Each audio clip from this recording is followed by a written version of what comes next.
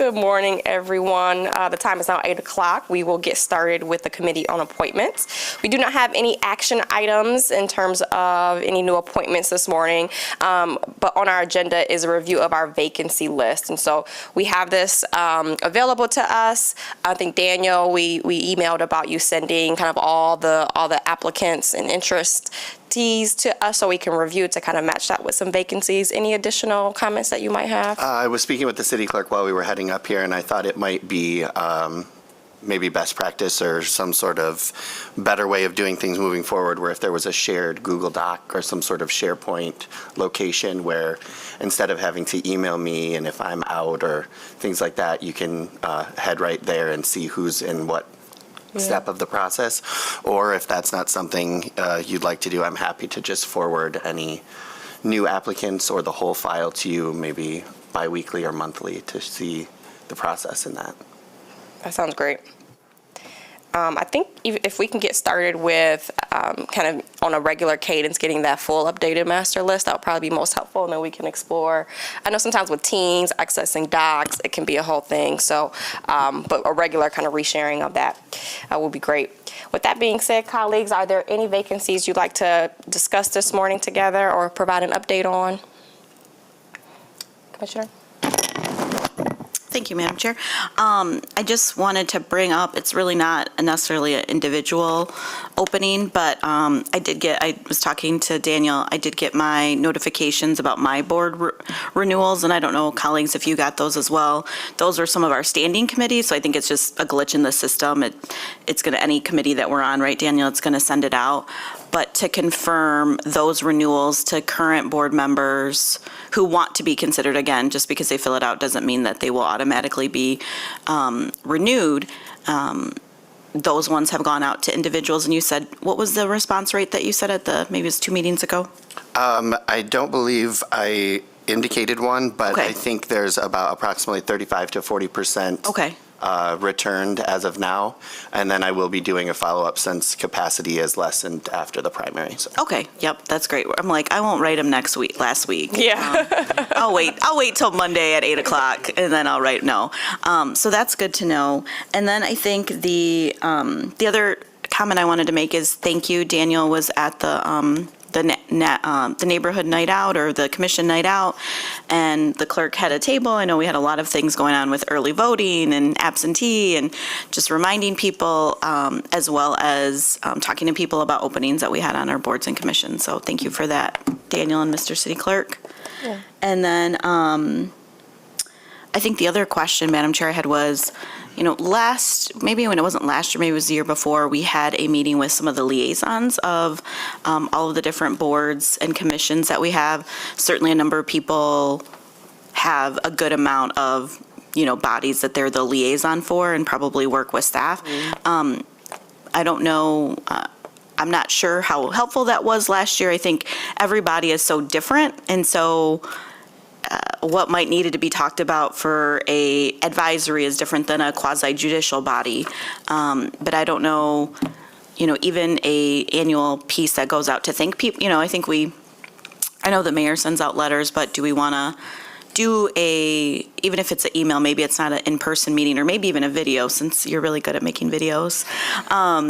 We could do something that just reminds individuals, perhaps more on the liaison side versus the folks that are volunteering, just, a reminder that you've got your bylaws, if there's concerns with attendance, I think sometimes there have been times where meetings couldn't proceed because of a lack of quorum. I know I caused that the other day when I was sick. I'm so sorry, Vera and Economic Development. And so just thinking about that liaison communication, but I also know it's not like a cookie cutter communication. So I think that's what we ran into. We had the meeting in person. There were some people who were like, this is really valuable. And other people were like, I'm only here because you asked me to come, Commissioner. So topic of discussion. Yeah. Great. I'm curious, Commissioner Erner, if you have any comments on that, or Daniel or City Clerk, any responses? I don't know. I think, I mean, as much communication as we can have with our appointees is, the better. I know most people are super busy, and so sometimes, meeting for 1 hour per month or 1 hour per quarter or however frequent the cadence is can sometimes fall down people's priority list. So just keeping that at the forefront would be good. So. Yeah. Yeah, I think the idea is, sorry, did you have something? No, I think, like Commissioner Isasi said, that it was kind of more of an umbrella meeting, pardon me, but I think we can certainly tailor it to the specific boards and what capacity is needed from each, so. Thank you. And I can't remember if it was this year or last year, that Patrick gave a overview of the different types of boards, judicial, advisory, so on and so forth. And so that might be a smart correlation and just kind of refresher. Is anything like that provided to the liaisons and specifically right now? Not to my knowledge, no. Okay, and I know there's been a lot of changes with liaisons, just with folks transitioning out of the city, and other folks kind of serving in that capacity. So making sure folks are trained. I know with some of the boards that I sit on as a commissioner, there's sometimes been some kinks in the system that I think we can plan and design around. So thank you. That's, I think, the great discussion topic. I think I would add on to that kind of the recognition of service and making sure there's some sort of consistent practice across boards for a year of service. We have folks who've been serving for 5 or more years. Is it a plaque? Is it a certificate? How do we acknowledge folks' service?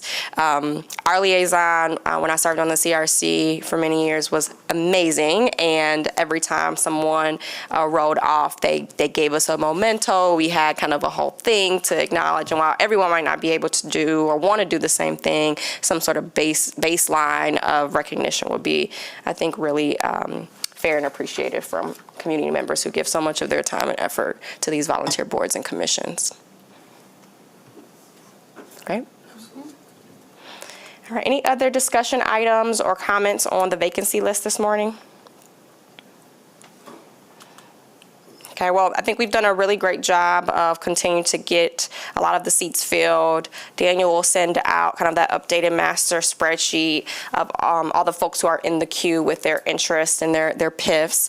And then we'll see, and I think there's also some other appointments in process right now too. So we should see some coming in the next meeting or so.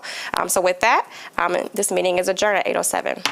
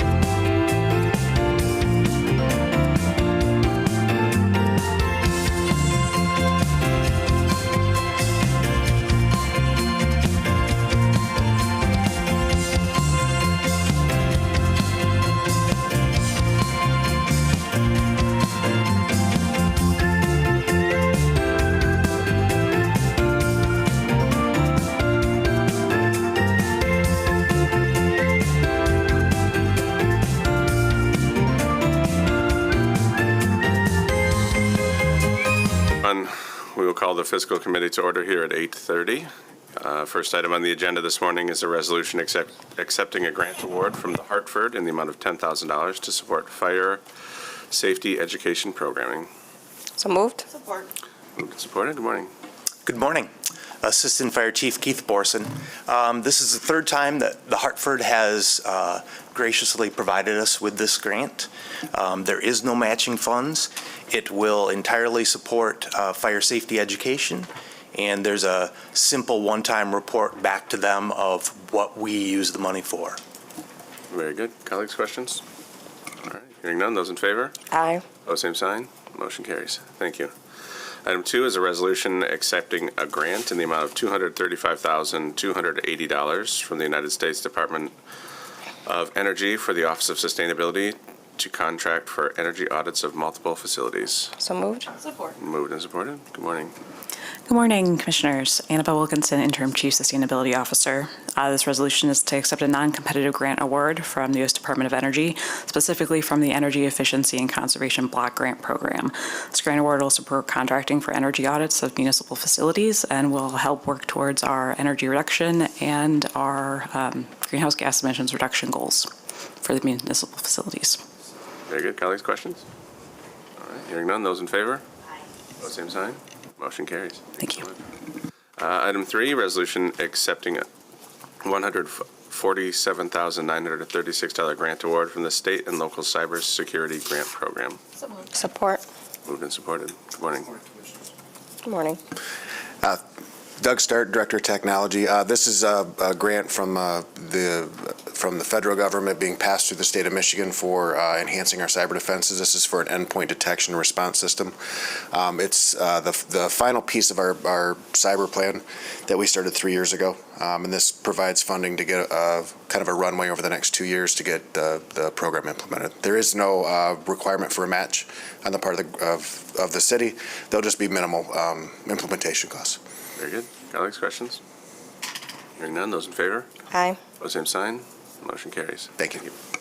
Item 4, resolution increasing the revitalization and placemaking program grant award of $6,129,256 by $347,964 to a total grant award of $6,477,220 and amending the authorization of a sub-grant agreement for the Southtown Lofts project. So moved. Support. Moved and supported. Good morning. Good morning, Sarah Nero, Economic Development Director. This is a increase in the RAP 2.0. Is your mic on, Sarah? Rookie move, yeah, thanks. Okay, so this is an amendment to our sub-grant allocation from the Michigan Economic Development Corporation for RAP 2.0. These are dollars that were awarded back in October of 23 statewide, so it's deploying $100 million, and so it's really adding to our $6.1 million that we got overall, and this is specific to the Southtown Lofts project that's on Eastern, and so I'm happy to go over this broad brush if you want more details, but it's ultimately adding to our sub-grant, which is exciting. Very good. Colleagues, questions about this one?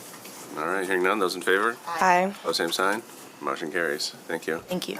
Item 5, resolution authorizing funding to the West Michigan Hispanic Chamber of Commerce, the West Michigan Asian Association, and the African American Art and Music Celebration in support of economic recovery, event promotion, and cultural inclusivity with Art Prize 2024 in the amount of $15,000.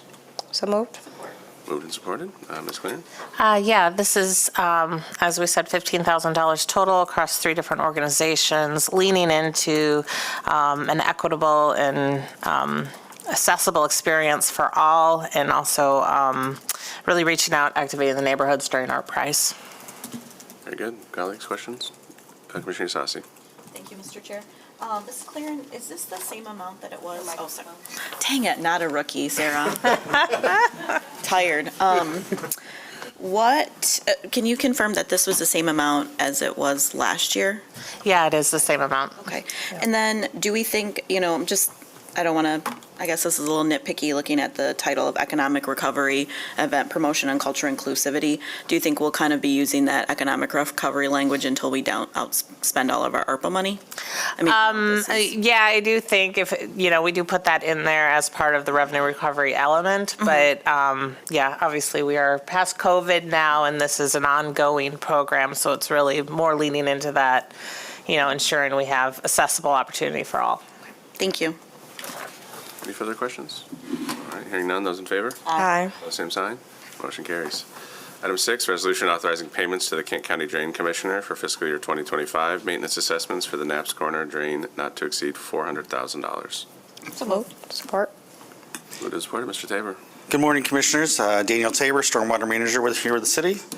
Again, this is a resolution, yes, for maintenance payments to the Drain Commissioner for the trucking and hauling of stormwater from the retention pond at Knapp's Corner until a permanent solution is made for that pond.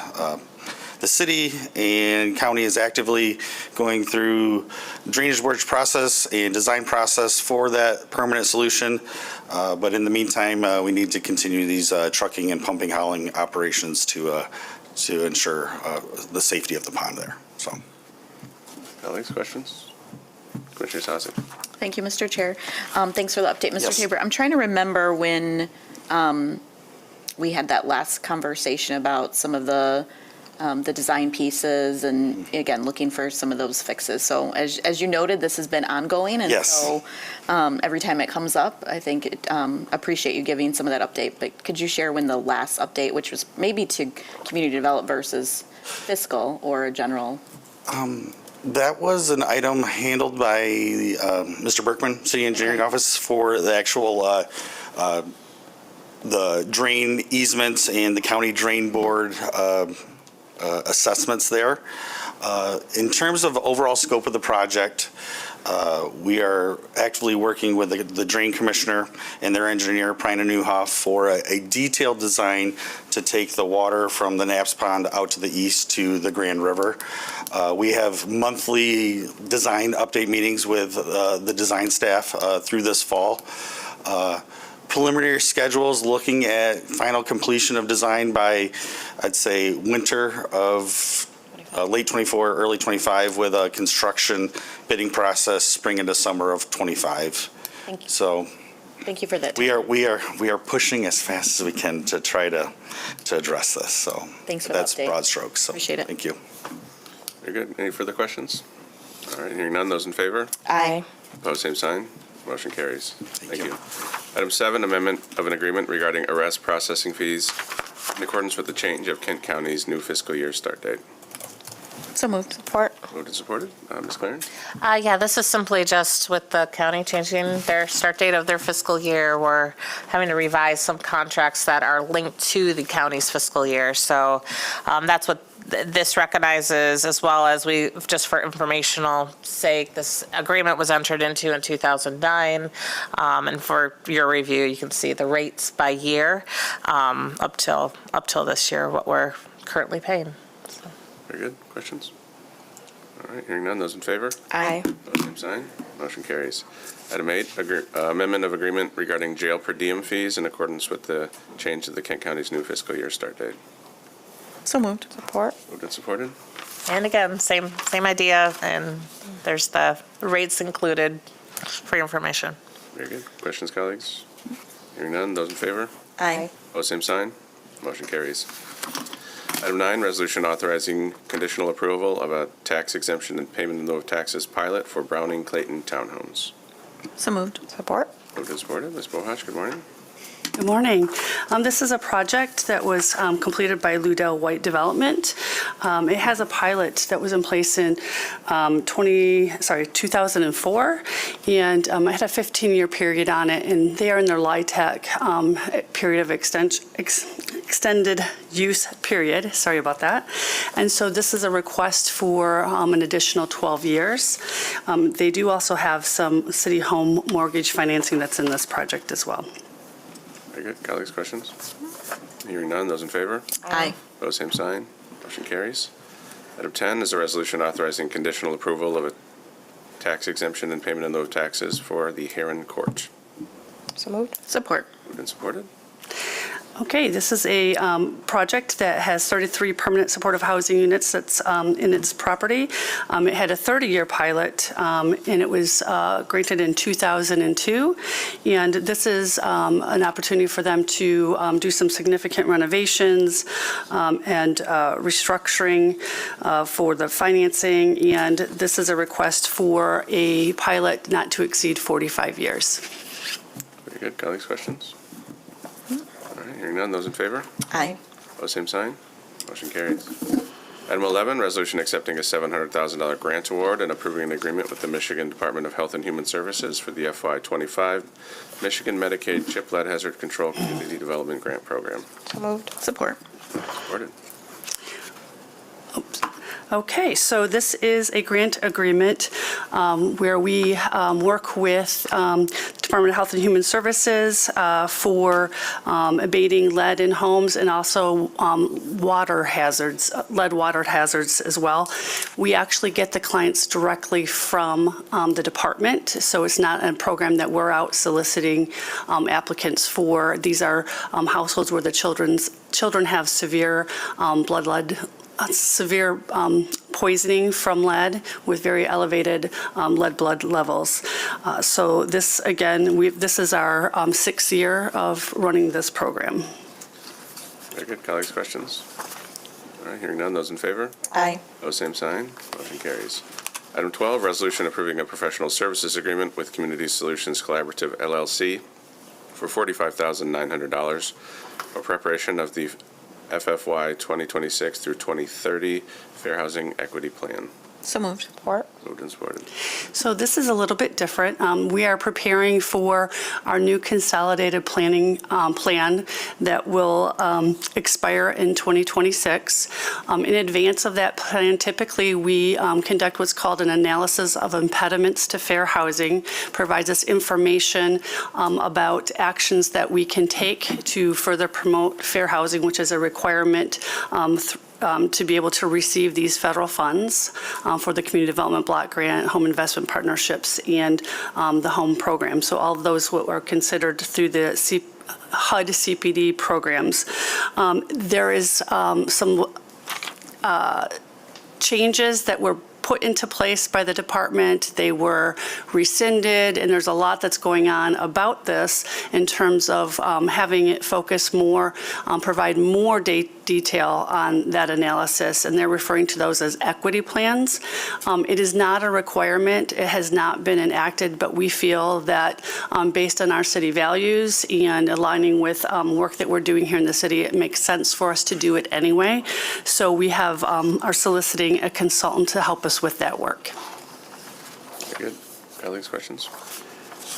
All right. Hearing none. Those in favor? Aye. Opposed, same sign. Motion carries.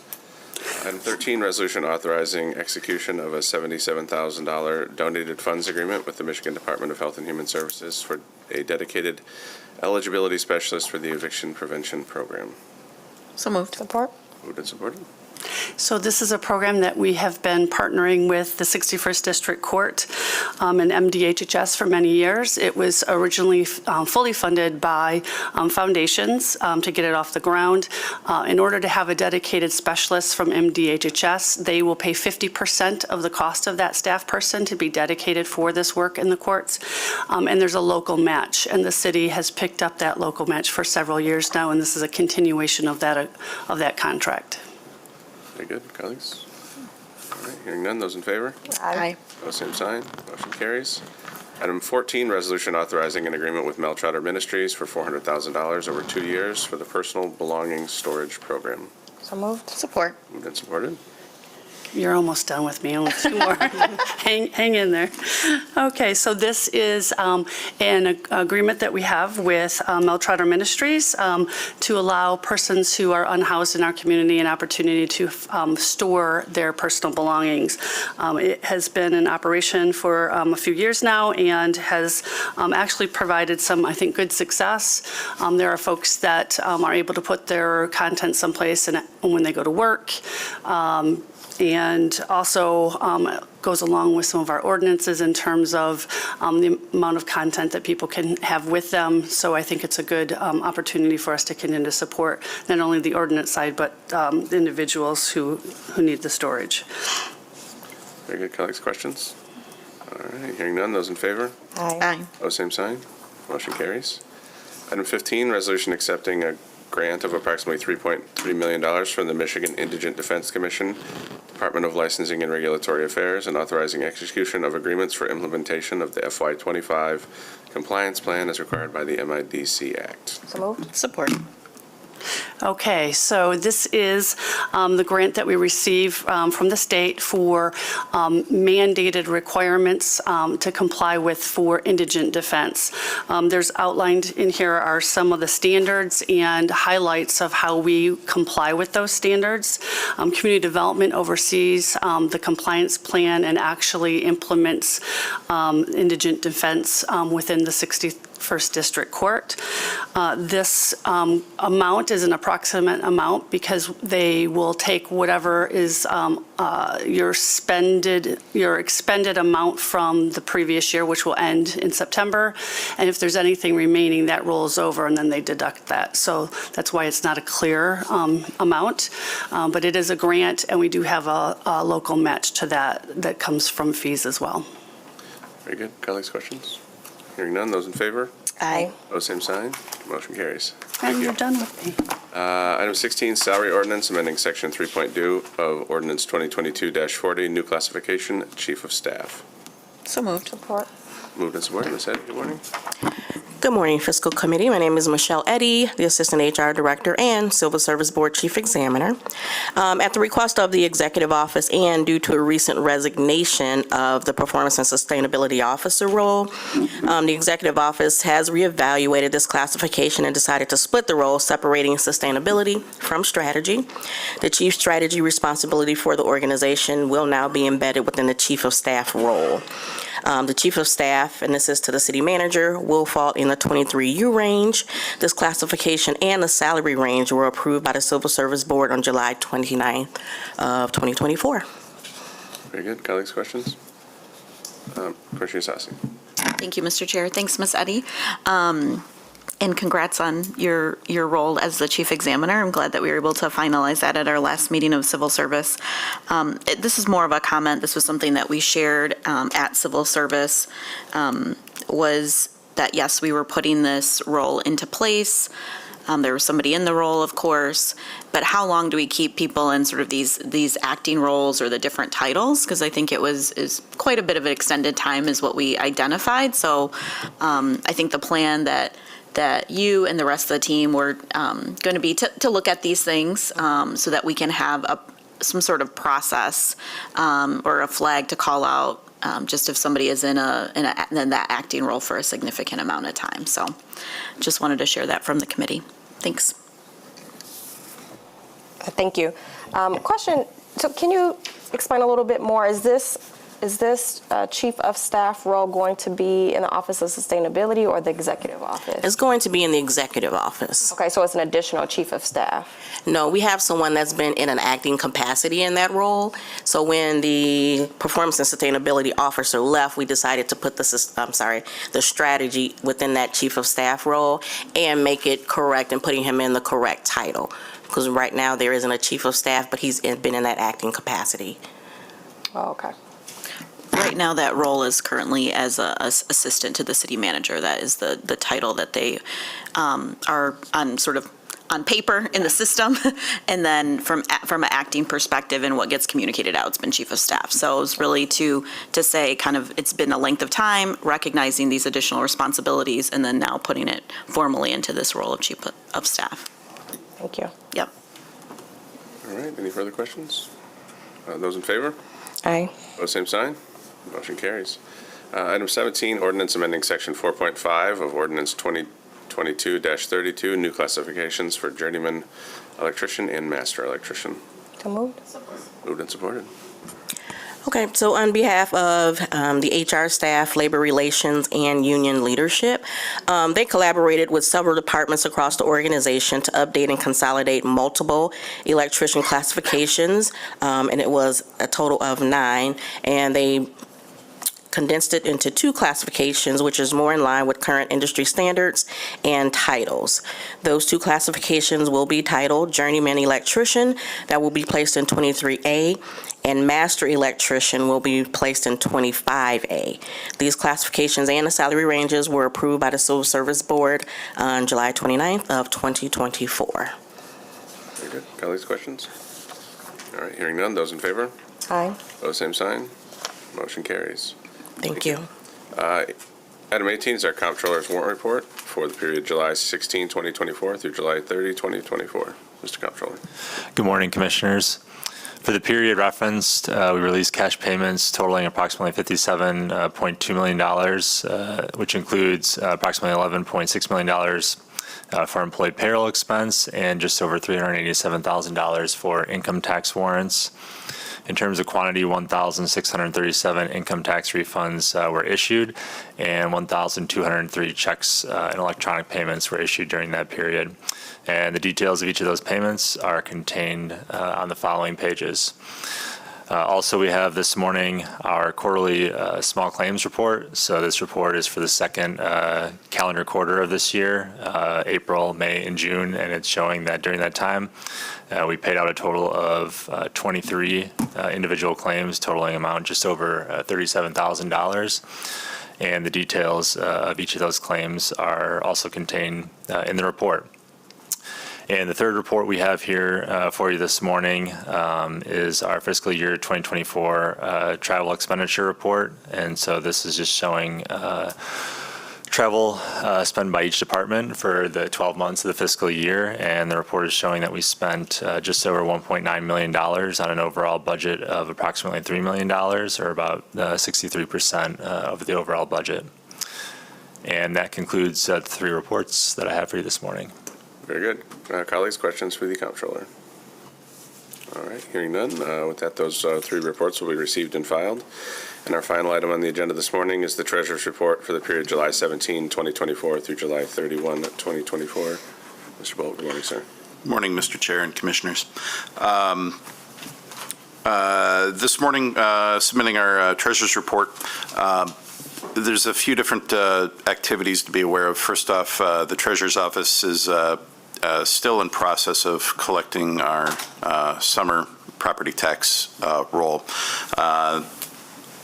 We're also in the act, as part of that, roughly 80% of the summer taxes that we collect actually pass through to other entities such as the schools, the county, and so forth. So that process is continuing. When we have those monies in our possession that are not, it's not our money, it's somebody else's money, by law, we are required to pass through any interest earned on that to those other entities, because again, it's not our money, it's theirs, so they get the interest along with it. As a risk mitigation measure, what the Treasurer's Office does is, while that is in our possession to the greatest extent possible, we buy Treasury securities. That way it's backed by the full faith and credit of the United States government, due to mature right when those payments are made.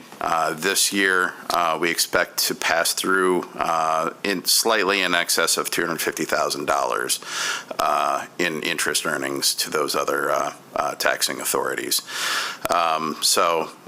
Very pleased with that result. Obviously, that has been helped by high interest rates as we're seeing in the markets. Speaking of which, the markets have been volatile lately. We're obviously well aware of it, keeping an eye on it.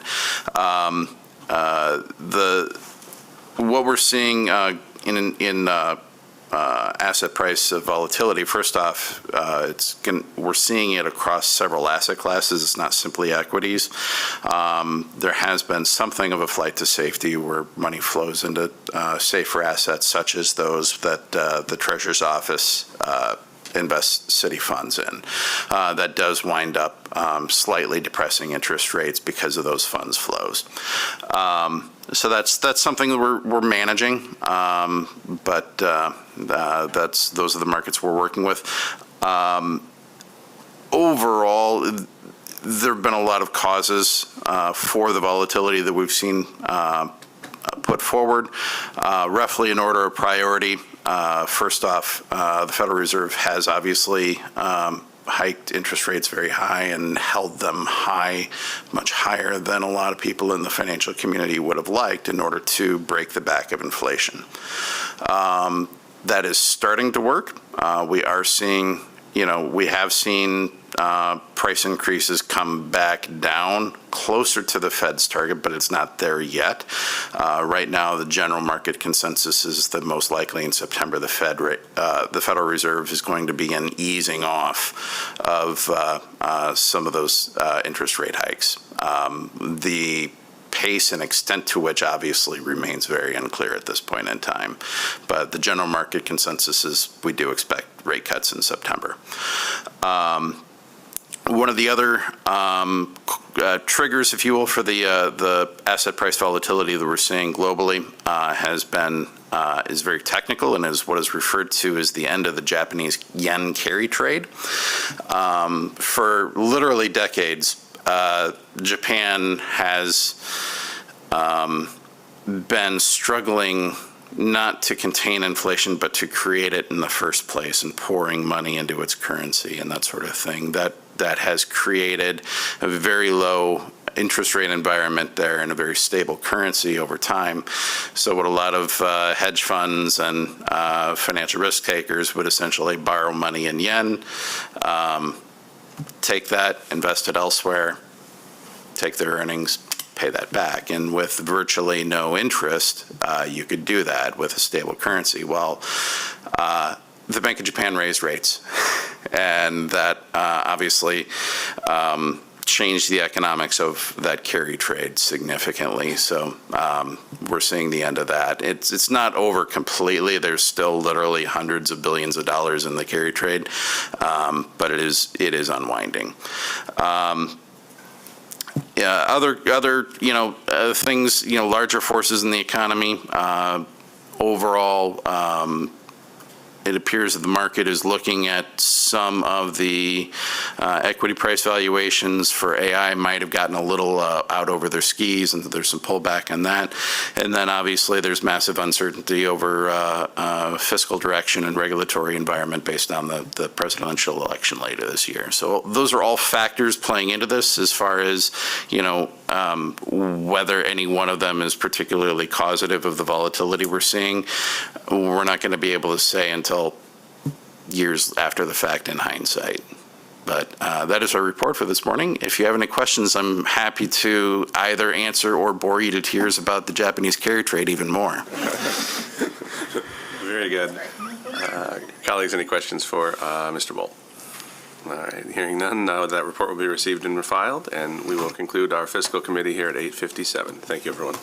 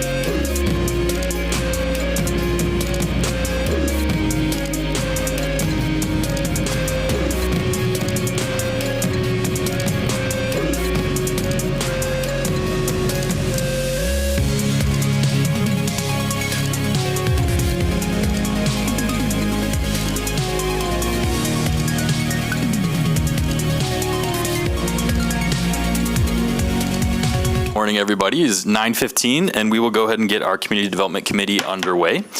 We've got just 9 items of business here in front of us, so we'll go ahead and jump right in. Item number 1 is a City Commission resolution approving a fireworks discharge permit for JDL FX at Belknap Park in connection with the Breakaway Music Festival on August 16th, 2024 and August 17th, 2024. So moved. Support. All right, moved and supported. Good morning, welcome. Konnichiwa. Konnichiwa. This is a bit of a stranger one. It's for Breakaway, of course, but it's going to be 5 different bands, but 1 operator. So each one's going to have a little bit of pyro, some behind the stage, some on the stage, some flames, but it'll all be inspected beforehand. Great, thank you. Colleagues, any questions or discussion on that one? No. All right, hearing none. All those in favor say aye. Aye. Those opposed? That carries. Thank you. Gracias. Item number 2 is a resolution scheduling a September 24, 2024 public hearing to consider past performance detailed in the federal fiscal year FFY 2023 Consolidated Annual Performance and Evaluation Report and Future Needs of Housing and Community Development Programs. So move. Support. All right, moved and supported. We've got Ms. Bohach here this morning.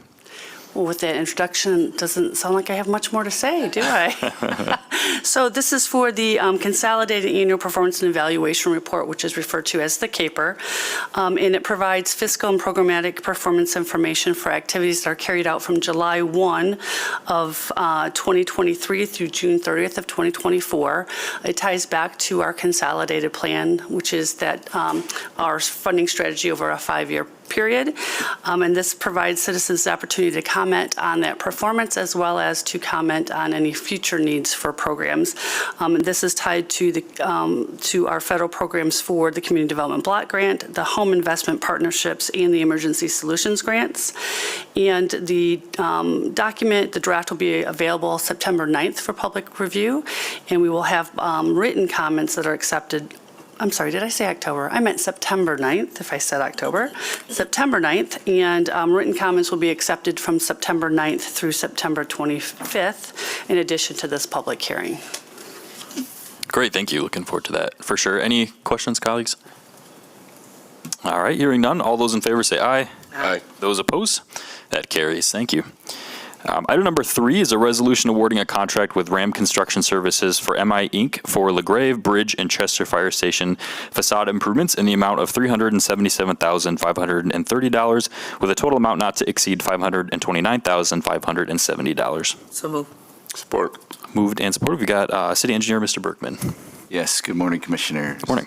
So this project is for tuck pointing, brick and stone replacement, and painting work to be done at 3 of the city's fire stations. 4 bids were received on July 16th, and Ram Construction Services provided that low bid, plus there was an alternate for a different type of mortar joint repair at the Chester Fire Station. That combined cost of $377,530. That was under the estimate of $451,000, so seeking your approval of this award to Ram, and that total authorized not to exceed amount of $529,570 will come from the Capital Improvement Fund Facilities Management line item. Got it. Thank you. Colleagues, any questions on that one? No. All right. Hearing, seeing none. All those in favor say aye. Aye. Those opposed? That carries. Item number 4 is a resolution approving extensions to contracts for as-needed asbestos and lead abatement at various locations with no change in previously authorized expenditures of $900,000. So move. Support. All right, moved and supported. So this is the first of 5 as-needed contracts that are before you this morning, seeking to extend for an additional 1-year period. All of them we're not requesting additional authorization from what was already approved. This particular one deals with asbestos, lead, and mold abatement services. We have 2 vendors under contract, ADS and Protec, that have agreed to extend on their end and maintain their current unit pricing. So seeking an additional 1-year extension through June of 2025. Awesome, thanks. Any questions, colleagues? No. I did just have a quick question. You noted the next handful here are kind of as needed. What are, I guess, some examples of projects that these types of resolutions fund?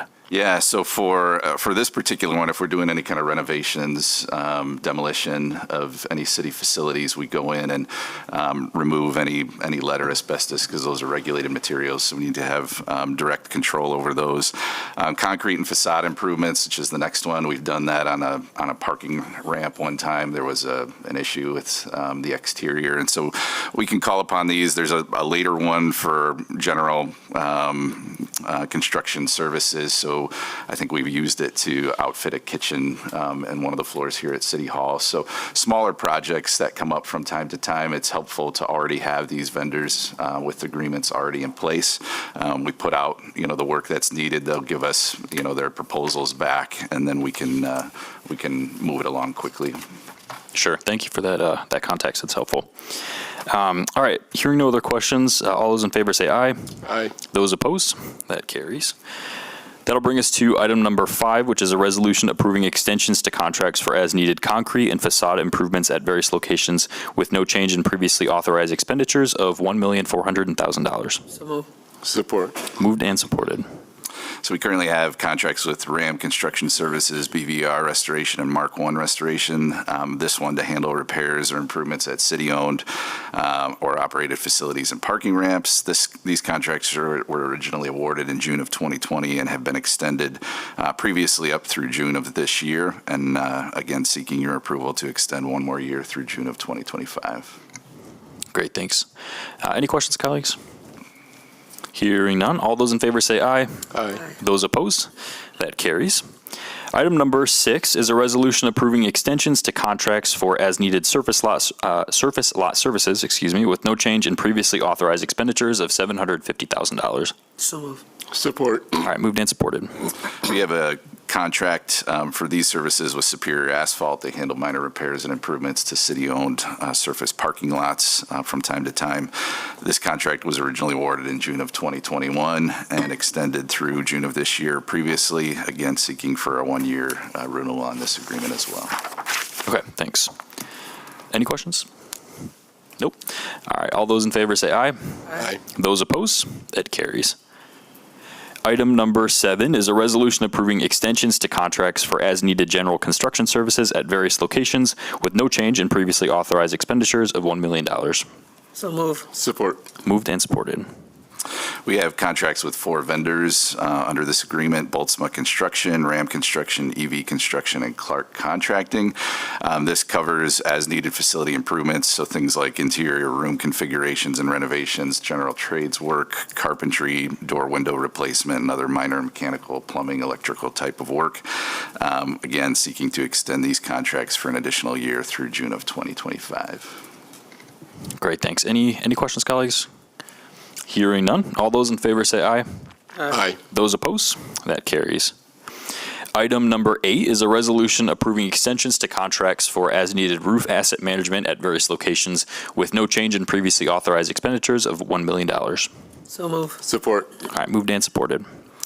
We have agreements with Great Lakes Systems, Modern Roofing, and Natura Shield that were originally awarded in August of 2023. This covers preventative maintenance and repair work as needed from time to time on city-owned facilities, roofs, and so seeking to again extend a one-year term through June of 2025.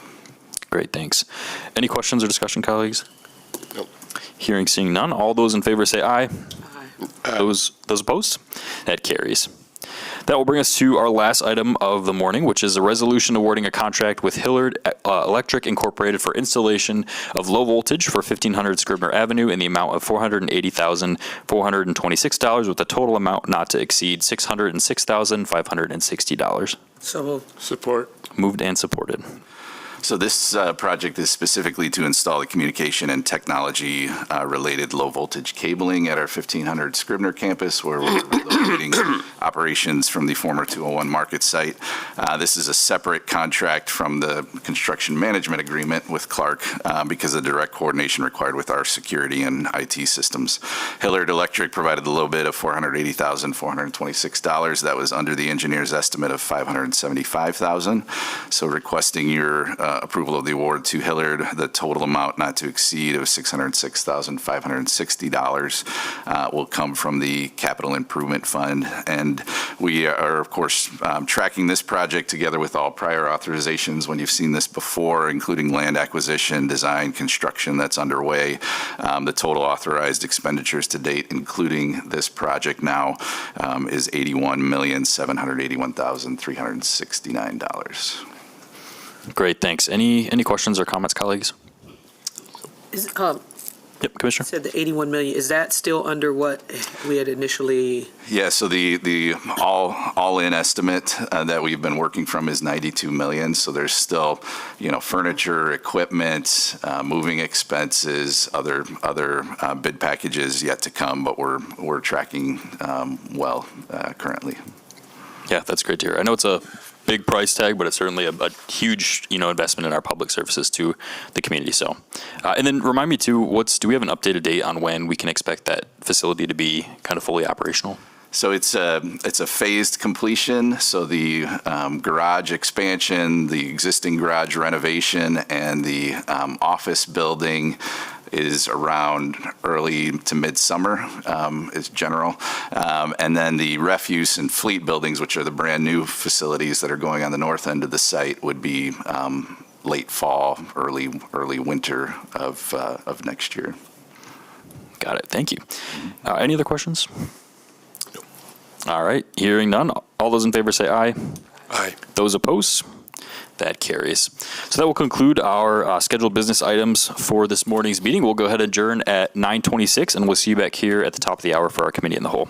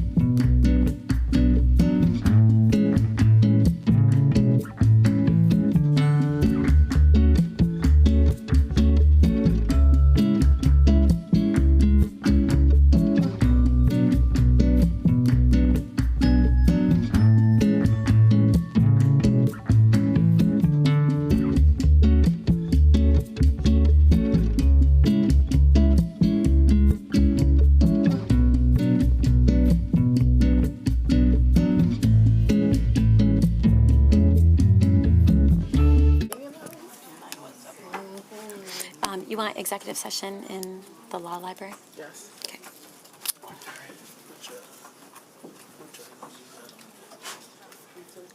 We'll do executive session right after Cal.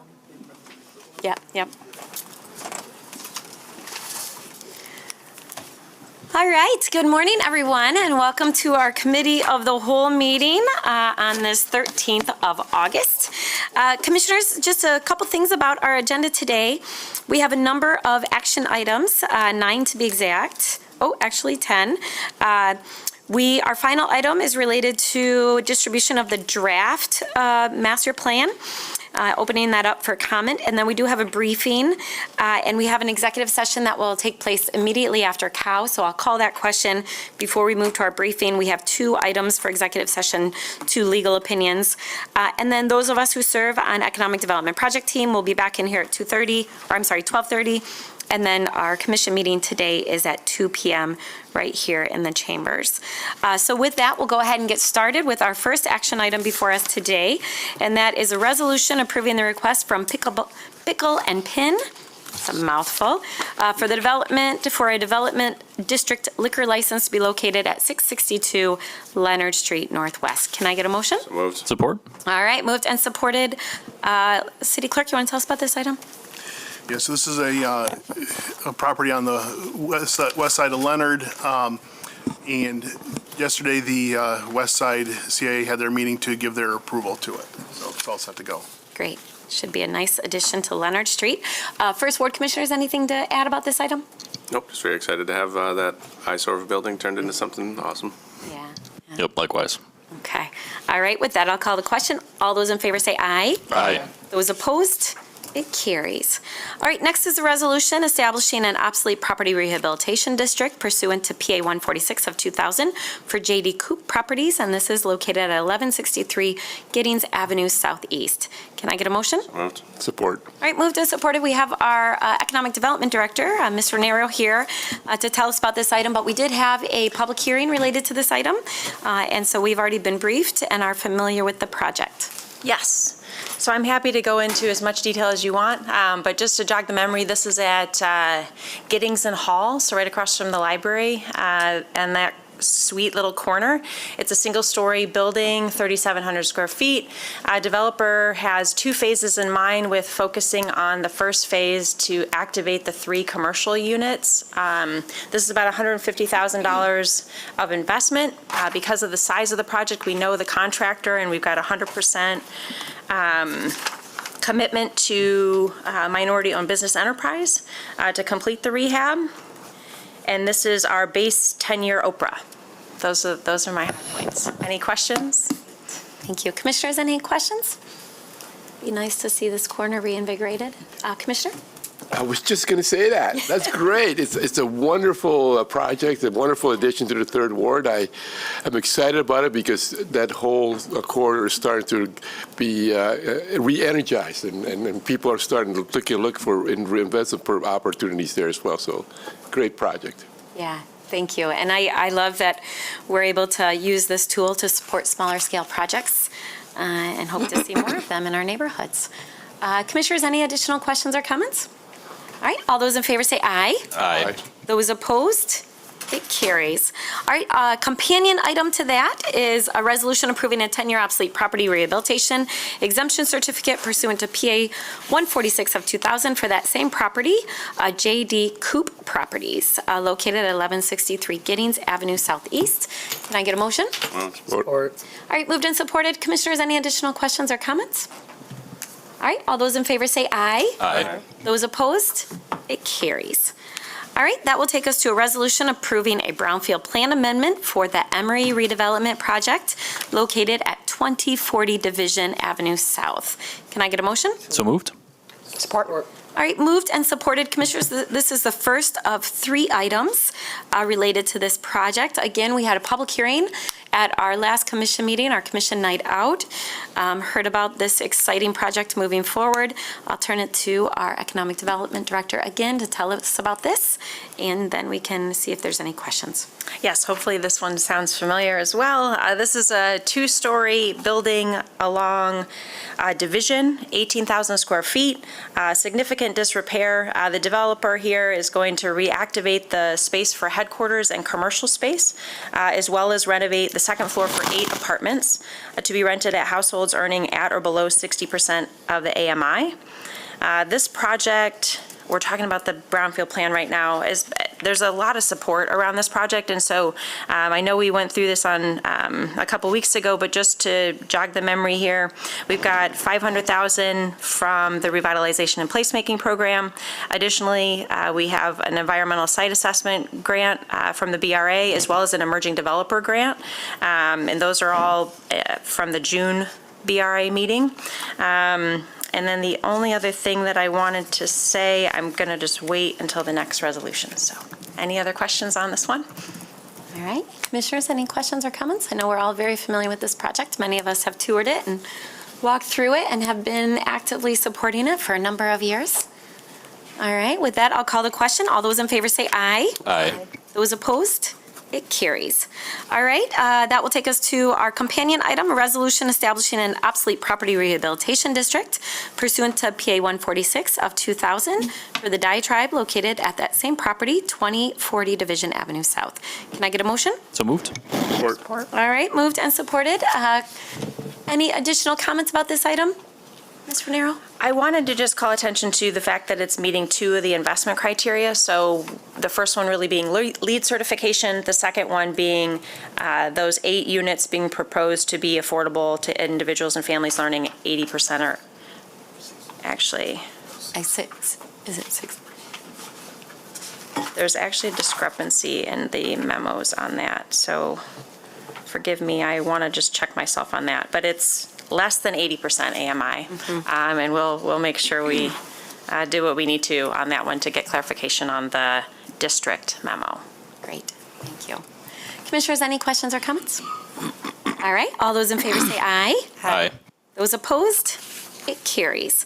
All right, and that will take us to our third item related to that project, and that's a resolution approving a 12-year obsolete property rehabilitation exemption certificate, again pursuant to PA 146 of 2000 for the diatribe at 2040 Division Avenue South. Can I get a motion? So moved. Support. All right, moved and supported. Commissioners, any additional questions or comments? All right, seeing none, all those in favor say aye. Aye. Those opposed? It carries. All right, that will take us to a resolution approving a brownfield plan amendment for the Pleasant Hills redevelopment project. This is located at 425 and 444 Pleasant Street Southwest and 535 Church Place Southwest. Can I get a motion? So moved. Support. All right, moved and supported. Again, Ms. Ranieri, you want to tell us about this item? Yes, thank you. This is being led by Habitat for Humanity of Kent County. This is a 3-phase project with the focus on this brownfield plan amendment being on the first 2 phases. The overall, we're looking for this project to create 50 new residential units when all the phases have been completed. But again, our focus is on the first 2 phases, which will be a result of 27 for-sale residential and for-sale residential units and also single-family homes and there'll be a mix of single-family homes and townhomes. The important point on this one is really that it's taking advantage of the new housing eligible activity. So the tax reimbursement that we're requesting here to the Brownfield Redevelopment Authority is roughly $2.6 million and is really helping with that financing gap associated to the potential development loss of those 28 units. I think those are the high points. Oh, the last thing I wanted to just call attention to is our aspirational goals with the subcontractors. And so the overall participation here that Habitat is seeking is 15% or $1.65 million of the $11 million in construction costs, which is pretty impressive. Yeah, that's great. And it's home ownership. I know many of us are always happy to see that. So, Commissioners, any questions or comments on this item? Habitat's a good partner in our community. All right, all those in favor say aye. Aye. Those opposed? It carries. All right, that will take us to a resolution approving the submission of a neighborhood enterprise zone exemption certificate for CWD 111 Lion LLC, located just outside our window here at 111 Lion Street Northwest. Can I get a motion? So moved. Or All right, moved and supported. Again, Commissioners, we've had a public hearing related to this. It was in front of Brownfield a couple months ago, I believe. Commissioner Sassi, is that right? With unanimous support. And I think we're all really familiar with this. But Ms. Renero, you have anything to add? Yeah, I'm happy to answer questions more specifically. The only thing I would call attention to is that this is a 15-year NEZ, which is it's meeting two criteria, and I guess the point I want to just say is that we are requesting, and we talked a little bit about this at the last one, but we're asking for a waiver on that AMI, right? So this is 100% AMI versus 80, but we're getting those extra 5 years on the Brownfield Plan TIF schedule. So just making sure that's called out. Okay. Yeah. Thank you. And, I'll add just a couple thoughts on this. This is the first office to housing conversion in our city. We know that it's complicated, to put it lightly. Not many other cities have been able to figure out how to do this effectively or make the capital stack work. So I'm really hopeful that this is a model for other potential conversions going forward, knowing that the office industry continues to be in transition, but also the fact that we need housing. And so my hope is that this spurs other developers to look at projects such as this, and that this is the first of many that may come before this body. So appreciate everyone who worked so hard on it. Commissioners, any additional questions or comments? All right, all those in favor say aye. Aye. Those opposed? It carries. All right, that will take us to a resolution scheduling a public hearing for August 27th, 2024, to consider a Brownfield Plan amendment for Southtown Lofts redevelopment project, and this is located at 640 Eastern Avenue Southeast. Can I get a motion? So moved. Support. All right, moved and supported. Mr. Nair, you want to tell us about this item? Sure. This is a project along Eastern, like the mayor just said. This is a 7,200 square foot building, 2 stories, no longer able to use in its current condition. And so the proposal here is to demo and put a new building up, 4 stories. With 12 residential apartment units, including commercial space on the first floor. The total private investment is $4.7 million, with $3.4 million dedicated to construction costs. These are our typical brownfield eligible activities. Nothing unusual there. Full 30 years as far as reimbursement, and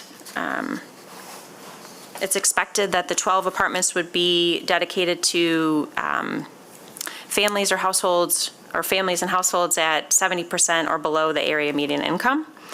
The overall participation for subcontractor aspirational participation goals is 10%, so $340,000 of the $3.4 million. And then there's been a lot of engagement, happy to walk through, and other partners in on this deal as well.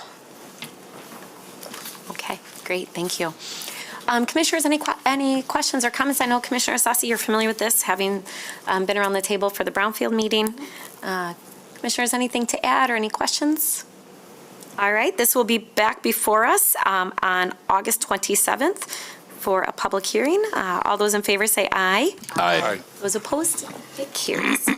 All right, next that will take us to our last action item. This is consideration of a resolution authorizing the distribution of the draft community master plan for public comment. Can I get a motion?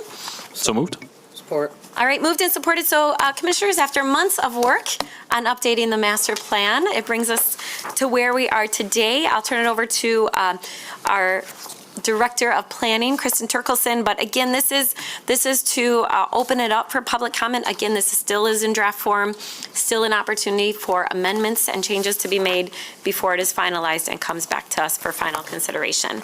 So with that, I'll turn it over for our presentation this morning before I call the vote. Thank you, Mayor. Good morning. So the City Commission, or excuse me, the City Planning Commission has sent the City Commission a recommendation to authorize the distribution of the draft Community Master Plan. From here, that would authorize us to send it to adjacent jurisdictions as well as several partners within the community to solicit feedback on that draft plan. This is a formal step in the process that is required by the Michigan Planning Enabling Legislation, which is the formal act that authorizes a city to plan and zone for itself. And it also guides what a plan is, meaning what must be included and what that minimum process is. So that's why we are here today to request that distribution. It's important to recognize that this is a land use plan. So a community master plan guides the future growth and development of our city. It does inform other important plans, such as our capital improvement plan, our equitable economic development and mobility plan, and our community development work. The partnership of these plans is what will advance our entire vision. So although this is a foundational document, it doesn't operate independently. We know that there's a lot of other needs that might not be as clearly stated in this document, but know that this helps to inform those other documents that will achieve that holistic vision. The plan was developed using data.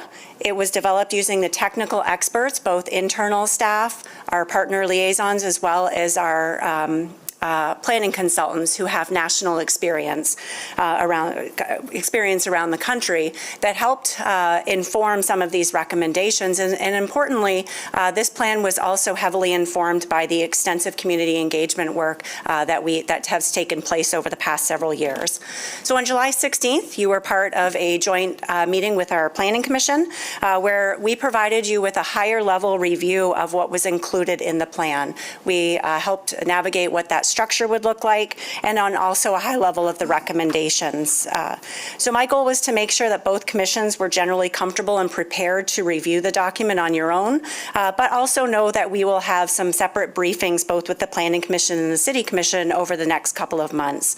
Included in your packet was an FAQ style document, and that was our attempt to answer all of the questions and comments that were provided both at the joint meeting as well as some of the reoccurring comments that we heard through the engagement effort.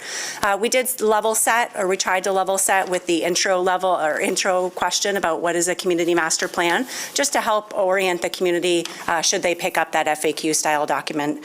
So Layla's going to, in a moment, share with you more detail on that timeline. But before I turn it over to her, I do want to acknowledge my team's really hard work on this. I'd like to thank our steering committee members for their guidance, our community connectors for bringing this project further into the community, and reaching those who have not historically participated in planning processes.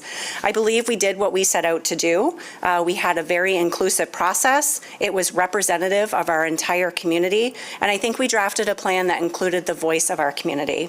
That said, it is, as the mayor just stated, it is a draft plan. There's still opportunity to review and comment. We will carefully consider the feedback we receive over the next 63 days, and we will make any necessary adjustments that will better result in the vision that we set forth, that we'll be proud of.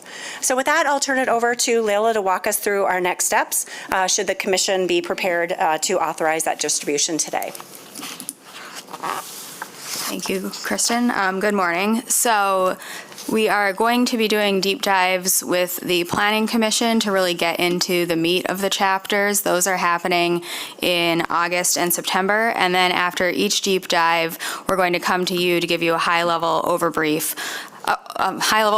of those meetings. So we're going to be coming to you twice. We're going to be splitting the plan in half, and we'll be able to dive into any recommendations or questions that you have about the plan.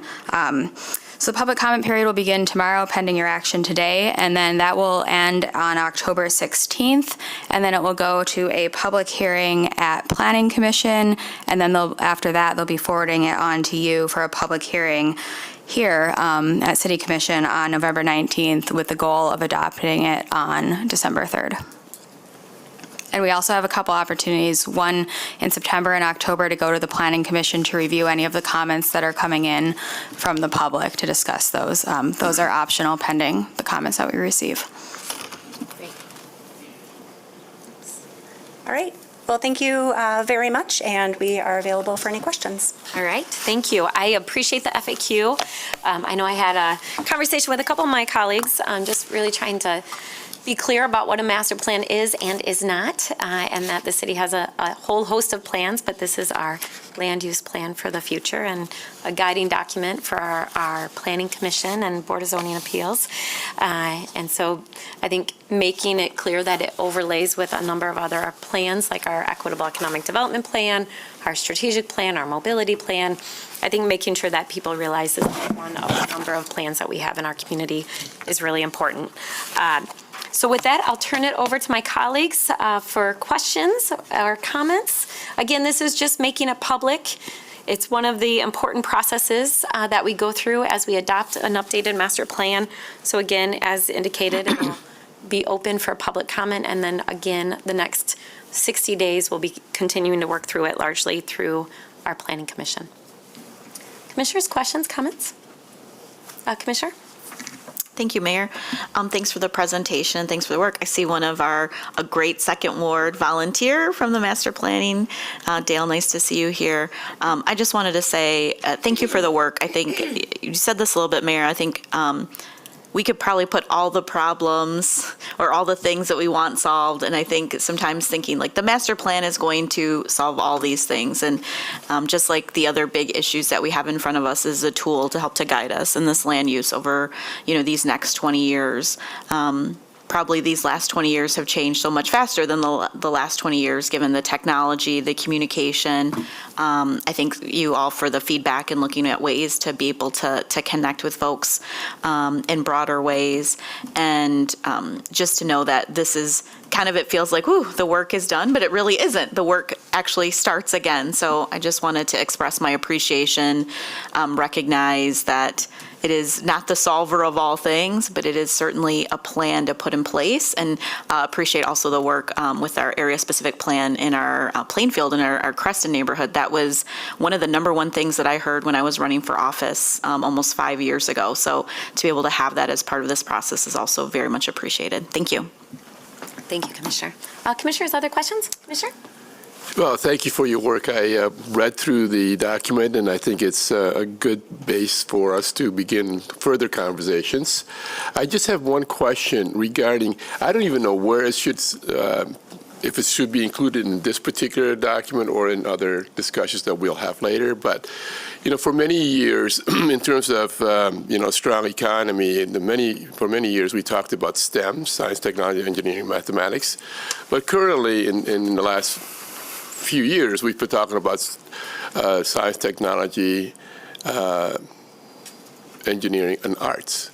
And I didn't see much of that here, and I don't know if it belongs here, but is there a way, and we're still in the draft stage from what I understand, where an emphasis could be shared or suggested in our master plan that arts becomes takes more of an important role. I mean, right now we are in the process of developing an African American arts cultural tour, and I think other events or other projects like that should be part of our 20-year master plan as we look to become an even more inclusive and welcoming committee. So I don't know where it belongs, but I just want to make that as a suggestion. Thank you, Commissioner. All right. Would you like me to? Good feedback. You're welcome to respond. I think, again, as we work through this, some of that feedback can be incorporated in with amendments is what I would Absolutely. guess. We'll take another look. I think that there is absolutely a place here, and we do have culture and vibrancy as value threads that are embedded within the entire document. There's also within, I believe it's the strong economy section, for us to really carefully look at a suggestion for us to look at what land uses are permitted in our industrial and business zone districts, commercial zone districts, to make sure that we are being more flexible relative to how the needs of the business community have changed and evolved over the past few years. So I think that there is a place, and we can go back through and make sure that if it's not clearly stated, it should be. Thank you. Thank you. Commissioners, any additional questions or comments? All right, I'll call the question. All those in favor say aye. Aye. Those opposed?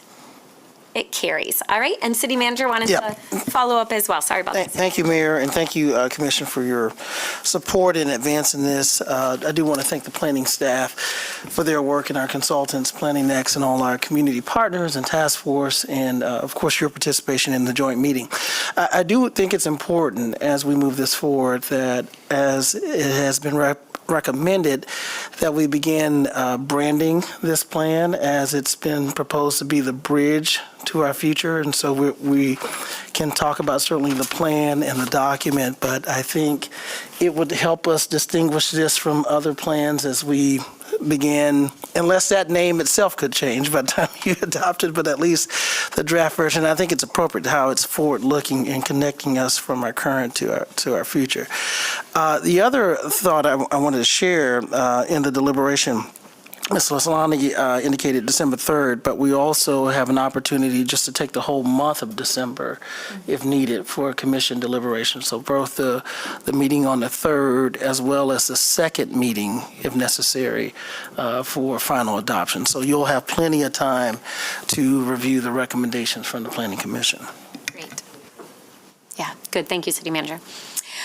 All right. Thank you both for your work. I echo my colleagues' sentiments that you all have done a great job leading this process, and really just appreciate all of your work in getting us to where we are today. Thanks. All right, Commissioners, before I move to our briefing, I'm going to call the question to go into executive session following COW. This will be in the Law Library to review 2 legal opinions. So if I can get a motion to go into executive session following COW. So moved. Support. All right, moved and support. This is a voice vote, so I'll start down here. Commissioner Goy? Commissioner Knight? Yes. Commissioner O'Connor? Yes. Commissioner Isasi? Yes. Commissioner Robbins? Yes. And Commissioner Perdue? Yes. Yes, and I am a yes. All right, we will see you directly after down in the Law Library. And next, that will take us to our briefing today. This is a presentation and overview of the City of Grand Rapids Equal Business Opportunity Programs and Inclusion Plan. Commissioners, I really appreciate the City Manager bringing this forward. I know there's been a lot of conversations about this around our table, but also a lot of work has gone into this over the last really 20 years. And I think it's important for us to appreciate all the work that's been done in the past and where we are today and what we can and can't do around this table and as a city, so that we're all really clear about kind of what our shared vision is and how we get there. So, City Manager, do you want to start? I know when you were first appointed, it was really clear that the City Commission at the time, this was a priority for them, and you really helped move this program forward. So. Thank you, Mayor. And yes, this is in concert with our values around equity, building a more inclusive community. And I think I was asked to look at both the representation, both within the workforce, but also in terms of our participation of community members and contracting opportunities with the city. I know that there's been a lot of progress over the years, and hopefully you'll see that, but we know that there are opportunities to improve upon that, and we want to do it as aggressively as we can, but also be respectful of the boundaries of the law. And so we have multiple departments today that have contributed to this presentation that has been led by our office through Ms. Behrens and our Office of Equity Engagement, our Department of Engineering, our Economic Development Office have all contributed to this. And we hope to at least share the facts. There are no decisions that we're asking at this point, but this is real informational. And we have thought about having the presentation at EDPT. I think that was one of the recommendations. But since we have an opportunity for more in-depth briefing at Cal today, and several different committees have asked about it, from fiscal to community development, we thought that it would be appropriate to discuss it with the whole. So with that, I'll turn it over to Ms. Behrens. I don't have too much more to add to that. Thank you, Mr. Manager. Just to reiterate, we believe this would be beneficial not only for the commission, but but the general public as a reminder and kind of more in-depth overview of a lot of the work that happens behind the scenes for the kinds of items we bring forward weekly. So whether it's the inclusion plan that Ms. Renero just spoke about with respect to some of our incentive programs, this is intended to give you a little bit of a deeper dive into what we do behind the scenes to get to that point of the inclusion plan objectives for any particular project, or if it's the engineering projects that fill the community development calendar pretty much every meeting. This is again intended to demonstrate what it is we're doing collectively across departments to increase not only our own spend in government contracting, but through the efforts of the Office of Equity and Engagement and Economic Development and Engineering, how we are working in the community to build capacity for our MLBEs to actually be able to engage in those kinds of contracts with us, with the developers that are taking advantage of our incentive programs, and then just more broadly able to engage in the economy. So just wanted to provide that grounding for everybody. We don't go into this level of detail each time we bring one of those contracts forward, but hopefully this builds confidence that there's a lot happening behind the scenes to meet your priorities and objectives. With that, I'm going to turn it over. I believe Patty Caudill is the next speaker.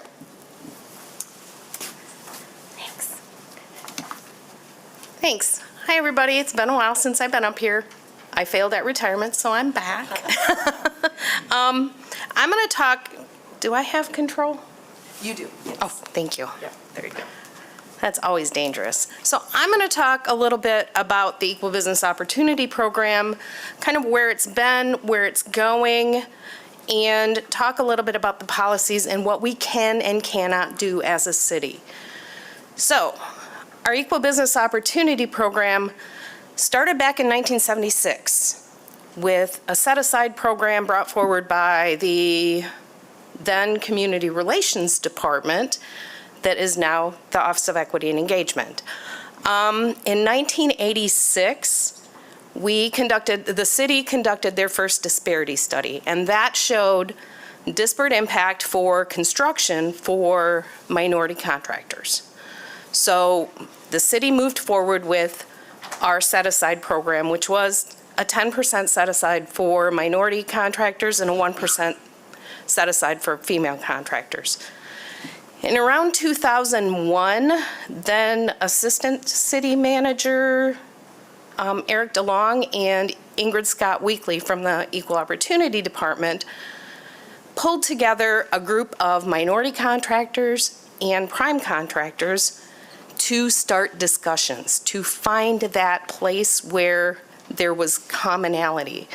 That group was called Monday Group because they met on Mondays. No other reason than that. In 2004, the city conducted its second disparity study with DJ Miller. DJ Miller not only studied construction, but they studied the goods and services policies of the city. That study showed that there was no significant, I'm trying to think of the right legal terms, there was no significant reason to have a set-aside program at the city for goods and services or construction. So the Equal Opportunity Department, in conjunction with the City Attorney's Office, the Engineering Department, the Purchasing Department, the Economic Development Department, and the Executive Office, started looking at what can we do. If we cannot have a set-aside program, what can we do? That's where the city came up with what was called at that time the Equal Opportunity Plan that then morphed into our Equal Business Opportunity Programs.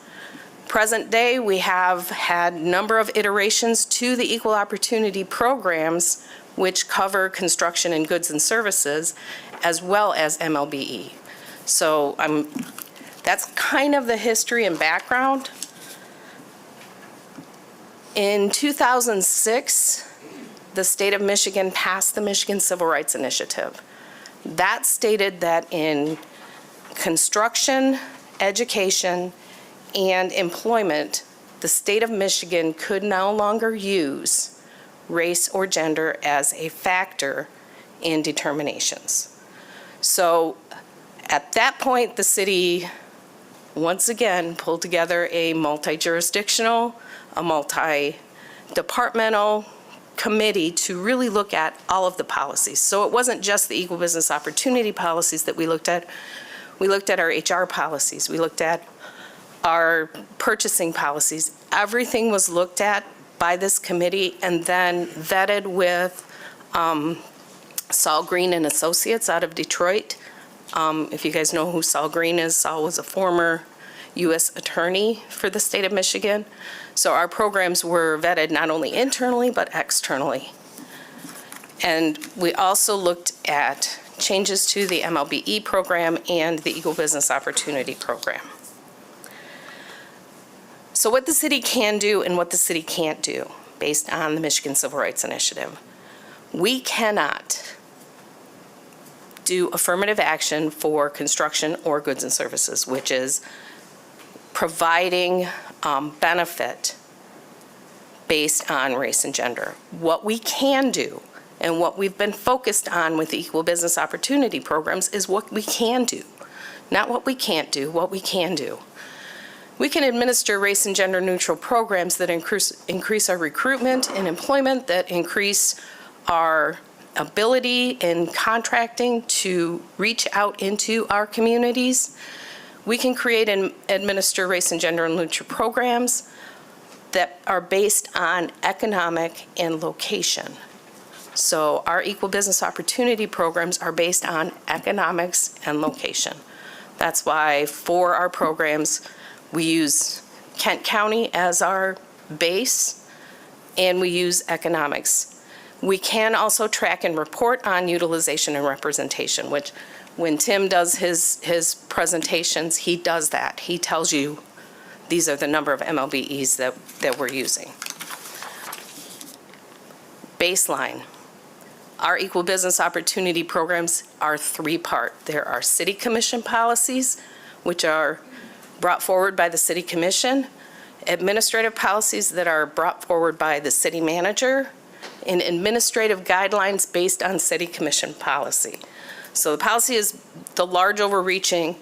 The guidelines are those making of the sausage, so how the department actually administers what the city commission wants in their policies. So we have three policies that are part of the Equal Business Opportunity program. That is the EBO construction policy, which is City Commission Policy 612. There are guidelines that go along with that. We have City Commission Policy 615, that is goods and services, and guidelines that go along with it. And then finally, the Administrative Policy 0401, which is our MLBE certification, which complements both of our construction and goods and services policies. So this gives you a picture of what the EBO policies are. So EBO construction is a city commission policy. The MLBE program is part of that city commission policy. This is a voluntary policy. It's part of our strategic plan, and it provides bid discounts or incentives for the utilization of not only MLBEs, but activities that support the city's strategic plan. The list of the various bid discounts are at the bottom. There are a ton of them.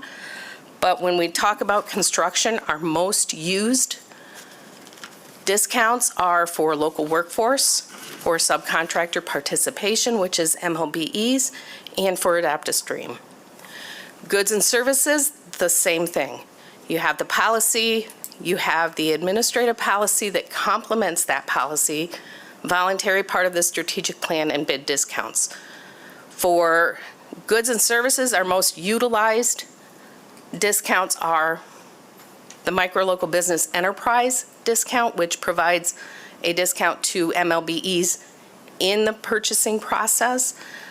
We have area regional bid discounts and AdaptaStream. People like AdaptaStream. So what is an MLBE? We've done a number of iterations on our MLBE programs to get to a point where we're looking at what qualifies companies to be MLBEs. You have to be in operation for 12 months. Your primary location of business is Kent County. You got to register with purchasing. If you don't register with purchasing, we can't pay you. Your previous 3 years of revenue can't exceed 25% of the SBA standard for the industry that you're in. So that differs based on the industry. So a construction company will have a higher level of that 25% than a consulting firm. So it's different based on the industry, and we do that evaluation. And then we look at the owner's net worth, not looking at their home, but their net worth has to be under $305,000.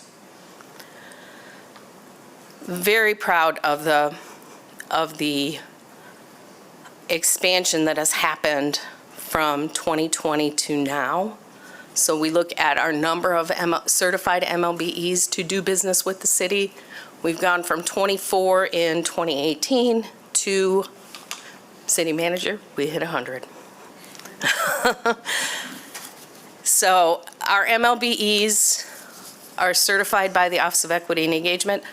I give all credit to former business developer Alvin Hills and current acting business developer Ahmad Hardy for this increase and for the hustle to make sure that we're getting businesses certified to do business with the city. So all credit to them. And with that, I am going to turn it over to Tim to talk about the engineering portion. All right, thank you. Good morning, Mayor and Commissioners. Yes, as Ms. Caudell referenced, wanted to give you an update on what we've been tracking through engineering in terms of MLBE utilization on the construction projects that we manage. And here you see a lot of data compiled. But basically on the left, splitting that spend between MLBE contractors as prime contractors and then also as subcontractors. And then on the right, combining those two together in green. Now you see the very high bar graph, the gray line on the fiscal year 24.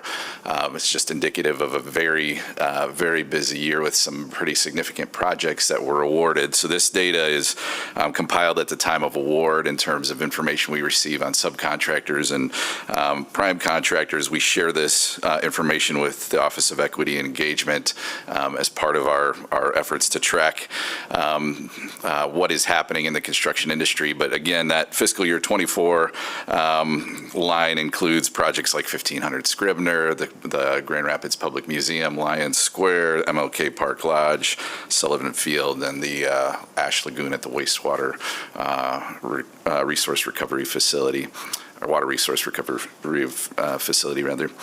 So some of the ways that we support business development under contractor engagement, we worked with construction managers on various projects to have intentional outreach events, notifying subcontractors of upcoming bid packages, giving ample lead time and notice for them to prepare for that and fit that work in that's required to be able to prepare and submit a bid. Breaking the packages into smaller bid packages and establishing relationships between some of those larger prime contractors and those smaller companies. Really extending offers to discuss barriers that they're seeing in the industry, receiving that feedback, helping with pre-qualification, and enhancing communication along the way. And so engineering has joined the Office of Equity and Engagement as well as Economic Development in workshops and presentations with local business development leagues for contractors. We've participated in vendor registration events where we offer even one-on-one coaching and process support to help vendors register with the city and to be able to become aware of upcoming opportunities. Ms. Caudell referenced the Monday group already. That's a collaborative effort between the Office of Equity Engagement, the Executive Office, and Engineering attends as well. That group's been meeting since 2001. It's a committed group of area contractors and leaders of construction-related organizations with a common goal of addressing issues of access and inclusion in the local construction industry. So we recognize the importance of having accurate data for transparency and to be able to track our progress in this area. Much of the data thus far has involved a manual lift by staff. We do, however, anticipate that the new financial system will more readily pull this data from those vendors we pay, not just from construction contracts, which is the data you see here, but also through purchasing in order to provide a more complete picture of the dollars the city is spending through goods and services as well. With that, I'm going to turn it over to Ms. Renero to talk about the inclusion plan.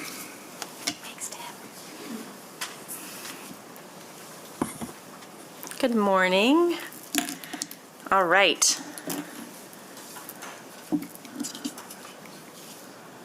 Oh, geez. Just kidding. All right. Just going to set that clicker to the side here. All right, so the inclusion plan was implemented in 2021 as a part of the Equitable Economic Development and Mobility Strategic Plan. This is required for all incentive support asks and allows applicants to establish aspirational goals, some of which we've highlighted with some of the other project dialogue earlier today. But aspirational goals for participation by minority-owned, women-owned, and micro-local business enterprises.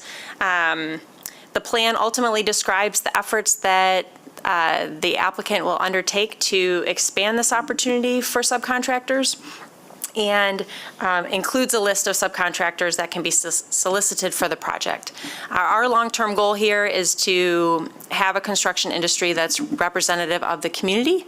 And from a metrics perspective, and we'll get into this in a few slides here, but our current metrics are looking at aspirational goals against what actually happens down the development process. So that can, and that can span years, but that's what we're looking at. And then what we've learned is that there may be more opportunities to just learn from some of the relationships that we've already built. And so, for example, I know it says unsuccessful bidders, and maybe that begs a question for you, but, having staff explore why some applicants or subs are not successful might better help us inform how we are helping folks complete inclusion plans as part of their application process. So that's the point there. The program components is really a 4-step process. Again, this can span quite some time, but we're getting information at the time of the application. So pre-development, best guesses, if you will.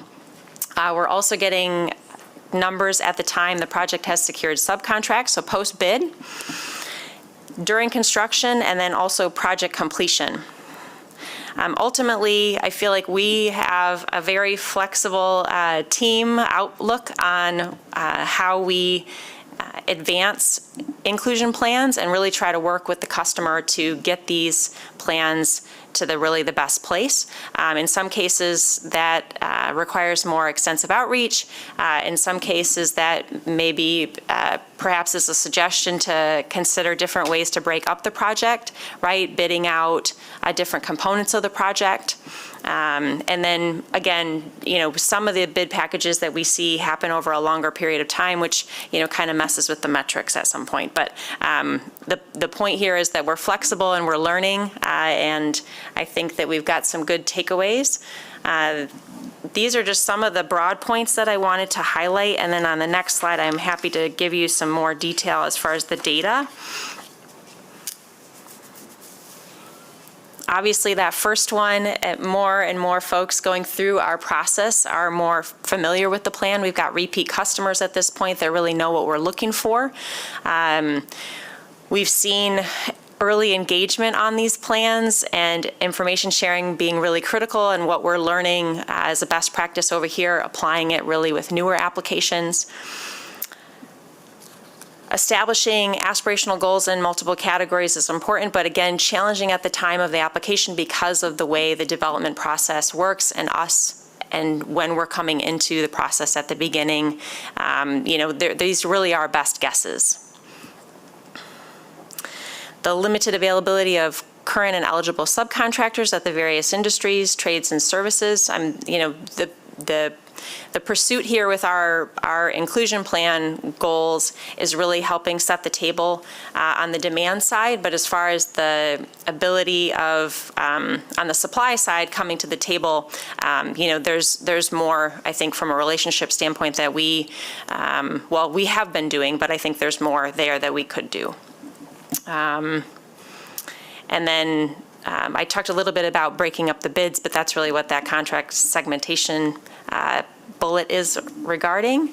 And then more and better data. Here, let's get to the data. Okay, so this is showing you what we've had submitted since the start of the program in '21. So you see a total of 29 projects there at the bottom. We're looking at the total planned private investment as well as those achievable goals being the subcontracting target utilization. It's that middle column, inclusion plans with secured subcontracts. You can see that 18 of the 29. So as these are making their way, again, through the development process, we've still got some work to do. And then the value of the secured subcontracts against what was targeted. So you can see 24 million in secured subcontracts against the 63 million in aspirational goals, and then showing you that final column of pending 31 million. And so I guess the point on this slide that I just want to call some attention to is that when you total up the 24 and the 31, it's getting to about 88% of that 63 million in goals, which I think is a pretty good, pretty good hit at what we're trying to achieve here, but leaving some room for maneuvering and maybe more and better too.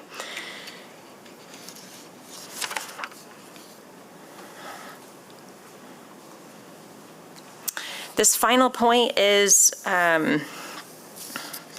really to say that we're trying to not make this a checkbox program. I think that what we're looking at is that we are working to achieve the goals set up in our economic development and mobility strategic plan and the city's overall strategic plan objectives. But at the end of the day, this is really a partnership between our team and our customers. And we're trying to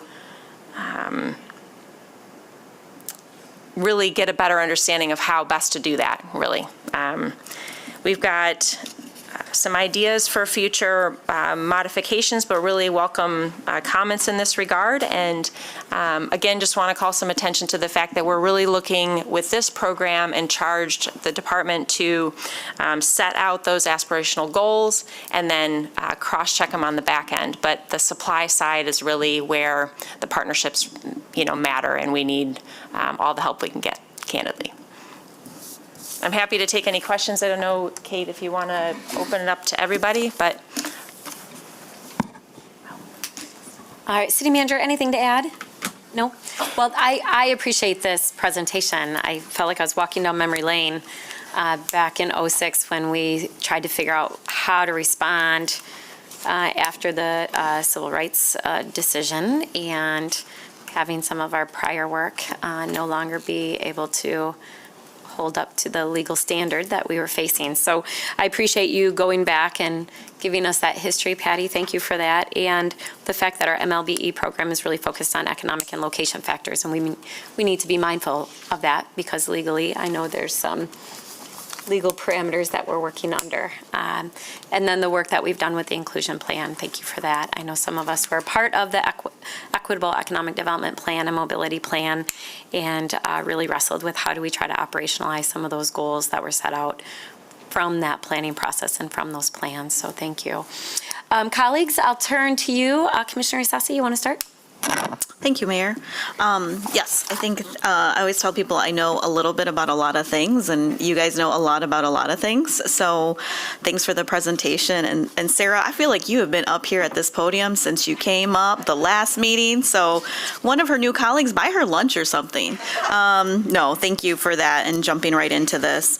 I had a couple of specific questions. One, as we went to page 17, as we talked about the aspirational goals for, obviously, that we had MLBE, but the certification of WBE and MBE, which at one point, I think this was during Mr. Hills's tenure and Ms. Stout's tenure, so you might have to phone a friend, we, I think, employed a contractor to be able to help support individual organizations to seek out that certification. I see Ms. Caudle shaking her head. Is that still being offered? What were the metrics out of that? Obviously, that is something that can be used not just with the city, generally it's something that can be gained by that small business. Yes, we still work with Jackie Showers. Okay. From, I can't remember the name of her organization, to assist MLBEs to get that MBE and WBE certification through whether it's MMSDC or WBEC. I was stutter on that. I don't have any metrics on that at my fingertips. Sure. But I can get you that. If we could do a follow-up, I think it would be interesting to know how many individuals started it, who completed it. In my day job, we get people who ask about it, but I also know it is very time-consuming and cumbersome. As a small business owner, I have number up here, time is limited. So it'd be interesting to know how, as you were saying, Ms. Renero, what are the pieces that we're doing? What has been the yield of that? Because typically, that could be used for, some significant government contracting, maybe doing something with the state. I don't know what the connection point has been to GRPS and some of their contracts, but I think we've talked about that around the Economic Development Project Team table. So if we could do that as a follow-up, maybe Mayor, I don't know if this gets referred back to this committee or goes back to EDPT, but that's one. I think the second question about what are the things that we can control is, as you were talking about, what is the supply, what is breaking out those contracts look like? I think that was, something that we did for, I'm thinking back from many years ago, obviously, hearing that feedback. But also, what is the cycle time for a small, and when I think, we can figure out what is the term small business, there's terms like SETI business, there's micro businesses, but what is the average time to pay that the city has, once a contract is completed? I think the financial questions are something to be answered. Certainly, what do people, have people registered appropriately? That was talked about. But once they are, what is that cycle time to pay that small business? Because we know that cash flow, again, is a concern for these small businesses. So they might want to go after, but is there a prevention? Because is there a perception that it takes, the city takes a long time to pay? Is it a truth? And so looking at that, I think is something else that would be helpful. And okay, Ms. Behrens. We can get you the specific or the average timeline to pay. I do want to point out that predecessors in the Office of Equity and Engagement had identified as a barrier that gap between getting an award with the city and actually the first payment. Sure. And on the purchasing side of things, have started a protocol of actually some upfront payment at the time of contract award in order to bridge that gap. That's something that we've continued the conversation. Is it something we can use more in the construction industry? For subs, it's a little bit more difficult to figure out how to make that work. But we have identified as a barrier that payroll gap. If you're a subcontractor on construction projects, it's not only how long does it take the city to pay the general, but then you've got the cascading effect. So it's the invoicing up and the payment down. And can we figure out ways to bridge that gap? So we can get you the data on timelines, but know that has been something we've been focusing on both in purchasing and contracting. But you're saying it's more implemented on the contract? On the purchasing side, it's a little bit simpler. Services. Got it. Okay. That's helpful. Thanks, Ms. Behrens. So another thing that we forgot about, or I forgot about.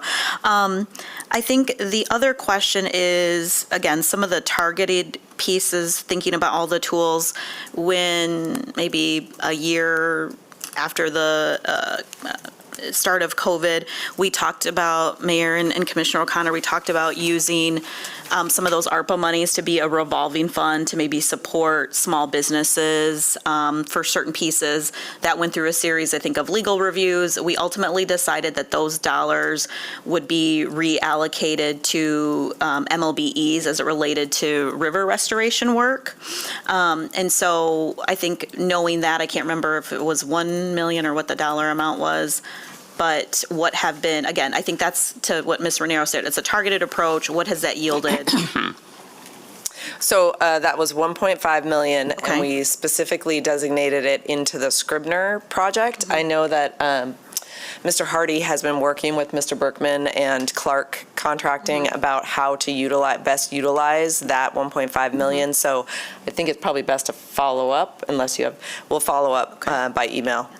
Because I think, I think makes sense that the money needs to be spent by 2026. Yes. But I also think some of those initial conversations was how do we impact MLBEs, so just want to continue to keep that at the top of mind. And then lastly, again, this is a little bit of my day job into this role is, we talked about how can we ease that cash flow process, but what about really the need that small business, the capital need that small businesses continue to have? So we'll hear a presentation today from EDPT, from an organization that is part of a collaborative, but that has received some county ARPA dollars for a community development financial institution. There are broad CDFIs in our community. We actually now have a Michigan CDFI coalition. And so I'd like to understand more, how are we, as we're getting calls into, economic development or engineering or wherever it may be, I'm guessing this need for capital continues to come up for small businesses. And so is there a way to coalesce that? And I'm not saying, got to send them to just my organization, but can we really be able to have that conversation about the capital access, what exists at banks, what exists at CDFIs? Obviously, we're having these conversations. This is more on, sort of the high tech and high growth with city manager, myself, and others as it relates to Smart Zone Authority. But this capital conversation, I think, again, represents one of those barriers that might be outside of what the city can control, right? Because we're not having this revolving fund, but how do we educate about what is available in the marketplace? So I guess that was a statement. That's not really a question. Mayor. Thank you for attempting. Mayor. Thank you. I would, and kind of similar to the comment about pulling together people in the financial industry from traditional banks or other financial institutions, I think it's worth a conversation to have a more holistic discussion around access to capital. We attempted to do that with financial institutions around housing and housing affordability and new developers, and using the Affordable Housing Fund to leverage that. And I think missing from the group were some of the CDFI providers that you mentioned, and I think potentially that's worth a follow-up discussion. You have some knowledge about CDFIs, so. Just a little bit. Be helpful. Thank you. Yeah, agreed. All right, thank you for those comments. I think they're all important. Commissioner Knight? Thank you for your work on this. I think this is something that I've been focused on for quite a while, and I just shared it with a couple of my colleagues, got some of the numbers from 2023. Of businesses that were being certified. One of the things I know that they started their program working with the subcontractor to help get them certified, but then I think this is the question I asked Ms. Caudill, is like, how long does that help? Is that just a one-time thing? Because you got a lot of businesses that are starting up that are trying to get, these extra certifications that may help them qualify, but then that year goes by, right? And they're trying to get their business up and going, and then that certification lapses, and then they don't have that extra assistance, right? When you're trying to pay your contractors, you're trying to wait for getting a payment from your sub, you're trying to take care of all of these other things, and then you have these certifications that allow you to get access to these spaces, but it's like a hamster wheel, right? And so that, for me, was one of the ways that we could continue to support some of these smaller businesses, but my understanding is that we're not doing it anymore. We only did it for 1 year, or... The program where we do the certifications is through our grant funding through the River Equity Grant. And the design of that was we'll get you your 1 year, your certification for 1 year, and then renewal will be on the part of the business. So that was, I think there's so that another we way had we more funding to get more people through that certification process. Right, but if we have 100 MLBEs, 100% participation, I guess, what is that total number of people? Like we're saying 100% participation, but what is that? What is the actual number of businesses? Because by the numbers that I have, it doesn't equal out. If we got the total number of MLBE certified, total was 13 from 2023. So what is that? You know what I mean? What is that gap? There are some MLBEs that had their certification when they became MLBEs. So the 13 that Jackie certified were 13 businesses that were not certified yet. So they were new certifications. I'm sorry, Commissioner, are you referring to something in the packet or another? No, Just trying to see no, what because I had asked this question before I see, okay. of that department, so I happened to find the email. Okay, thank you. the I'm like, numbers. I don't see those numbers. No, I'm sorry. And I mean, they're going to send it out, but Yeah, thank you. I just happened to find it. Thank you for that. Absolutely. Sorry about that. And then just, again, thinking about different ways, I know we have some other community partners that we work with that are really helping some of these businesses get up and going and get the certifications they need and the training and the support and the assistance. But how can we assist them more in that conversation with these larger primes that are doing this work to really focus, because I mean, they do a little bit, but when I look at the number of how much money they're getting as opposed to how much money is actually in that project, it still is not really a lot of money. And then how many of these primes are doing the same thing in going back and using the same MLBEs as opposed to looking at other ones that could possibly have the potential to access some of these dollars through their work, giving them the opportunity to show the work that they can do and thus expand their own businesses. Right? Because if we're continuing to just use the same people, like we went back to the renewing of the contracts for people who have been doing this work for 4 years. Well, if we just keep renewing and we're not looking at a broader scope of people who are out there, then how are we really changing what we do? No. Maybe that's just a thought. That's noted, and I think I'm going to turn it to Mr. Berkman. I think that's a good point.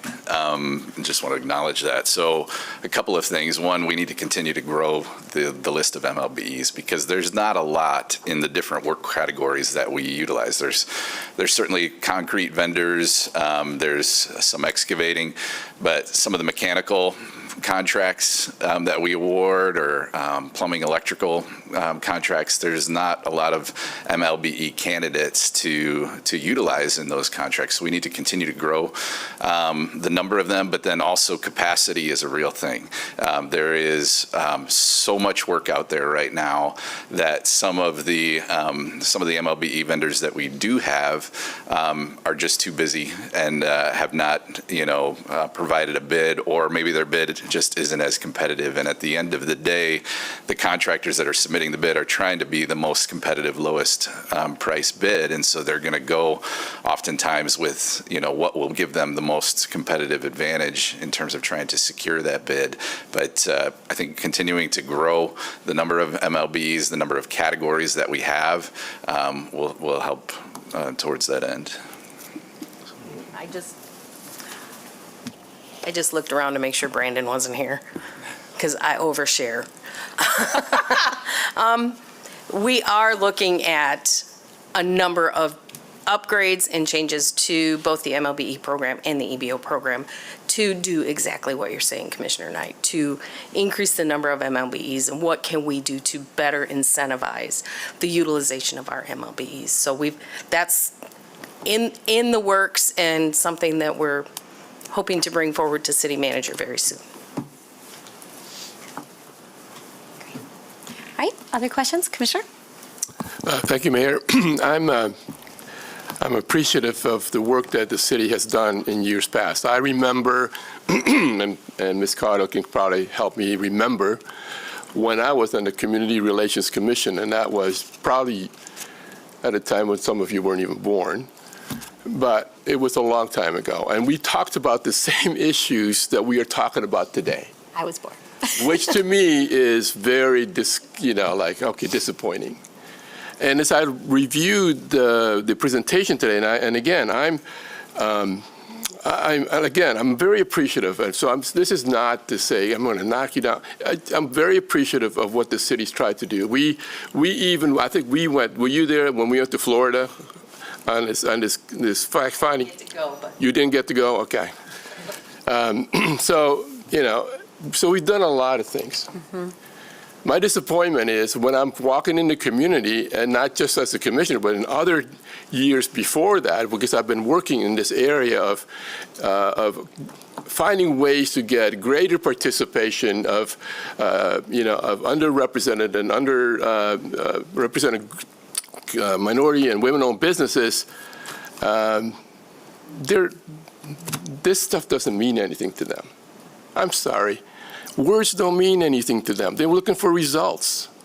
So I guess my question is, for example, on your slide 2, you mentioned about one of the metrics you will use in economic prosperity and affordability is number of total and new micro local business enterprise vendors registered to do business with the city.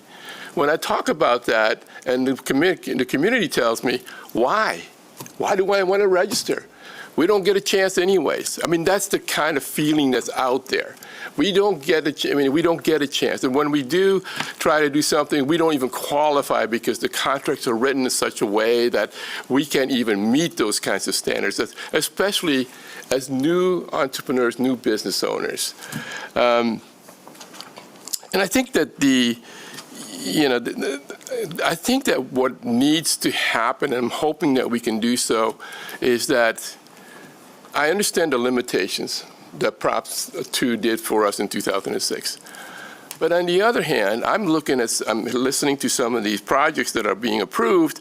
So, in recent times, because I've only been here a few months, the Diatribe project has got 40% participation.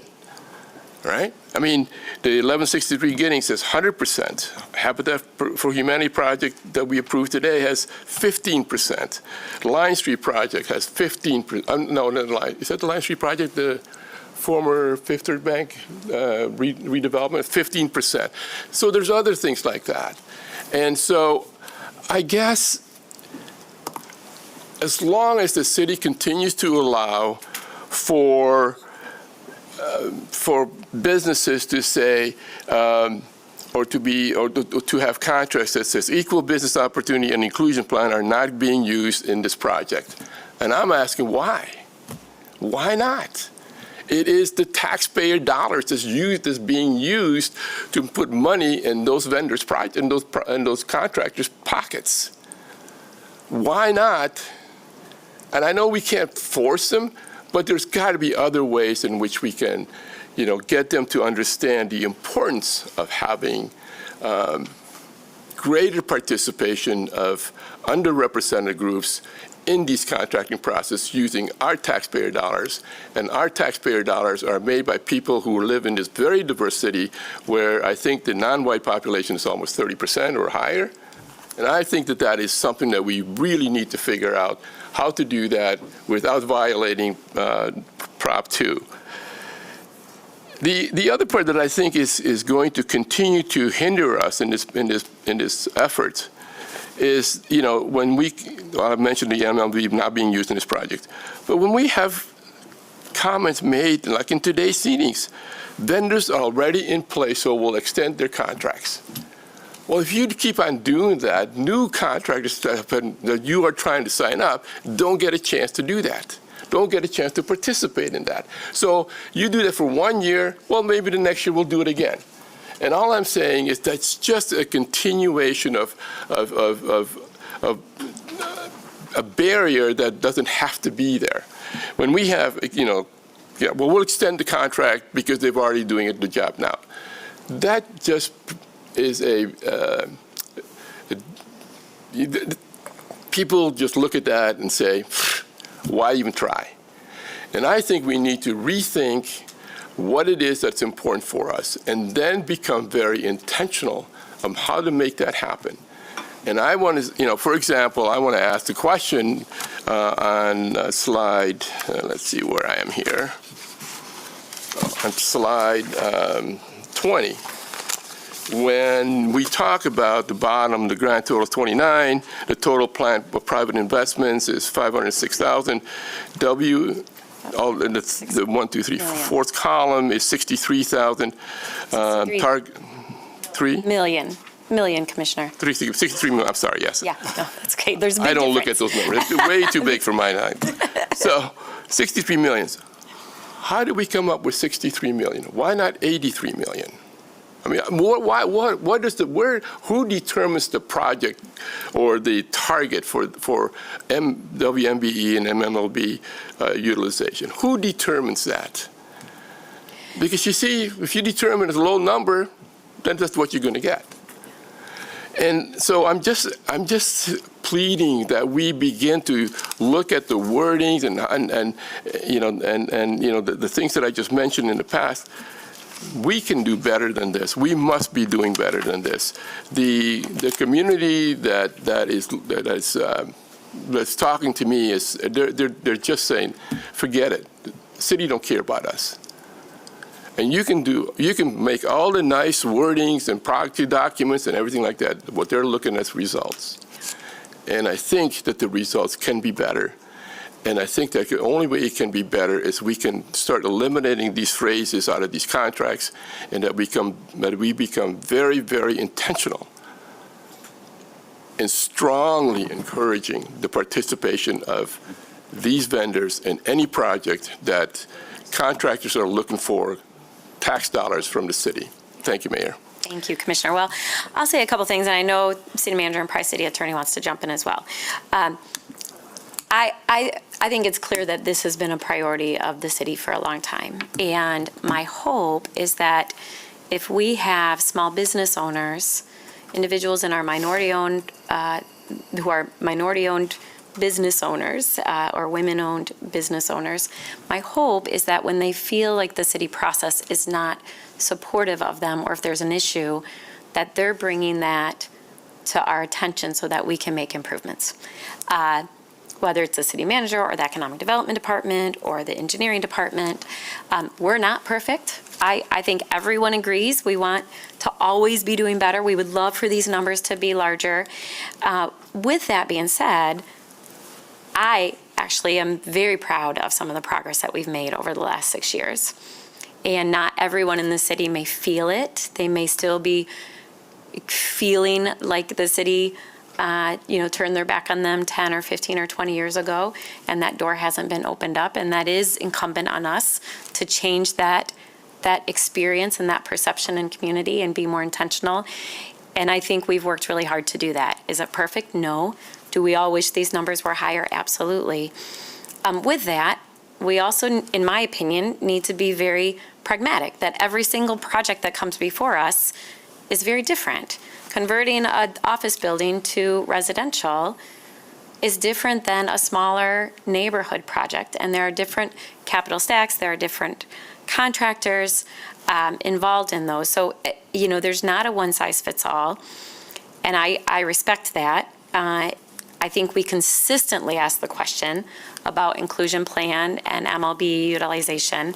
And you see that in almost every single meeting, whether that's around this table or at Brownfield or at our economic development meetings.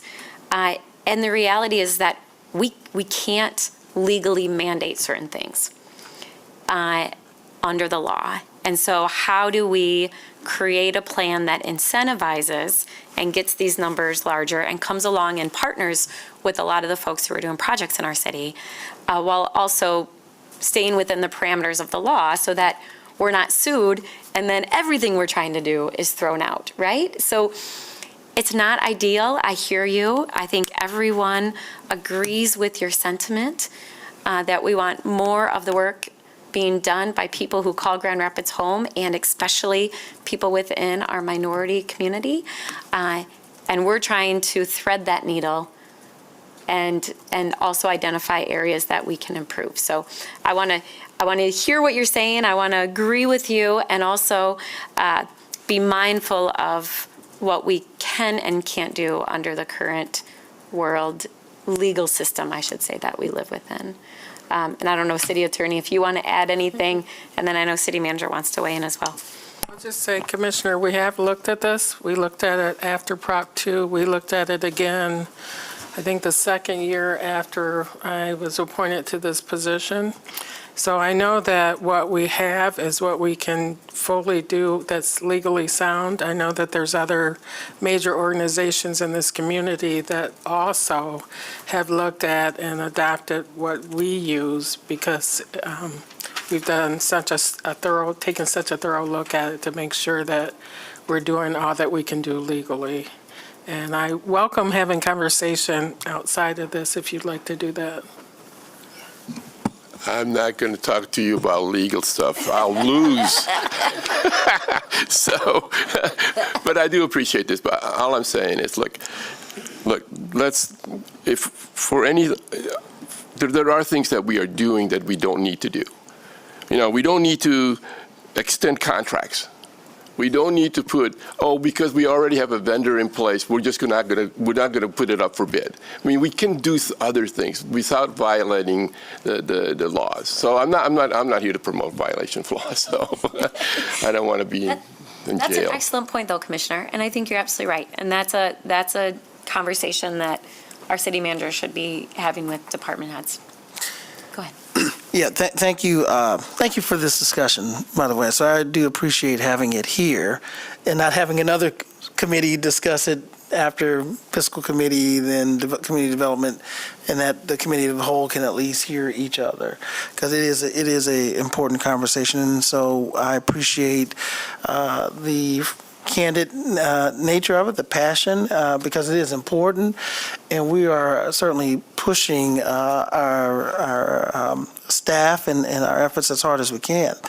Having said that, I do agree we want to respect the boundaries of the law and the council we've gotten, and there, however, may be another way to frame our inclusion efforts beyond just the tables that you're looking at. What strikes me is that beyond just primary and subcontracting number, there are some numbers that are not on the screen. And what we have creatively done in other economic development projects, what we've done with MCPC and their commitment on the employment side, workforce side, to hire local out of that neighborhood is not reflective here.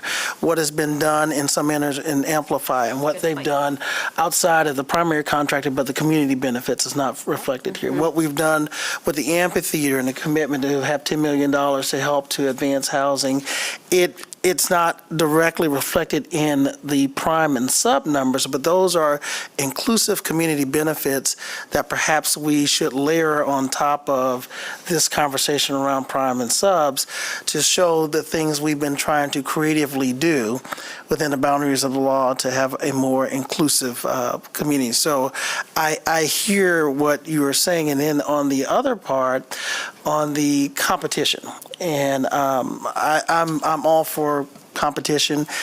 These are public funds. These are not mine. These are yours. We need to be doing work as inclusively and as cost efficiently as possible. And if there are opportunities to bid agreements, I welcome that, and we'll be looking for the occurrence of that more often. But having said that, if we do it and the recommendation is to re-award or to renew, it has to be on merit and not just the fact we want to stick with the person that has had it just for tradition's sake. So I hear that, and we'll make sure that we reevaluate our competitiveness of all the contracts. Thank you. All right, Commissioner Perdue. Thank you. Thank you so much for the presentation. I echo congratulations around progress being made, intentionality being made.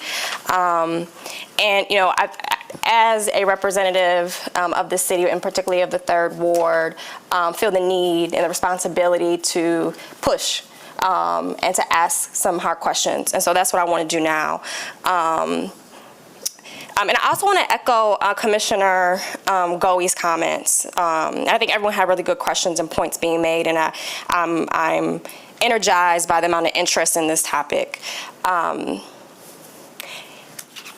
in our comments and in our challenges, the response is like, well, we have to abide by law. We have to award people based on merit. That is the floor. I think we know that, right?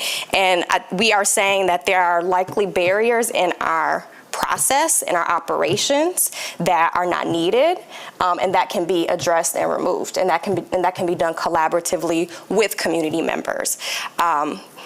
Mayor, you mentioned folks let us know if they're running into barriers. I think Commissioner Goey just named many instances, conversations he's had, conversations we've had together where business owners and entrepreneurs have come to say, these are our barriers.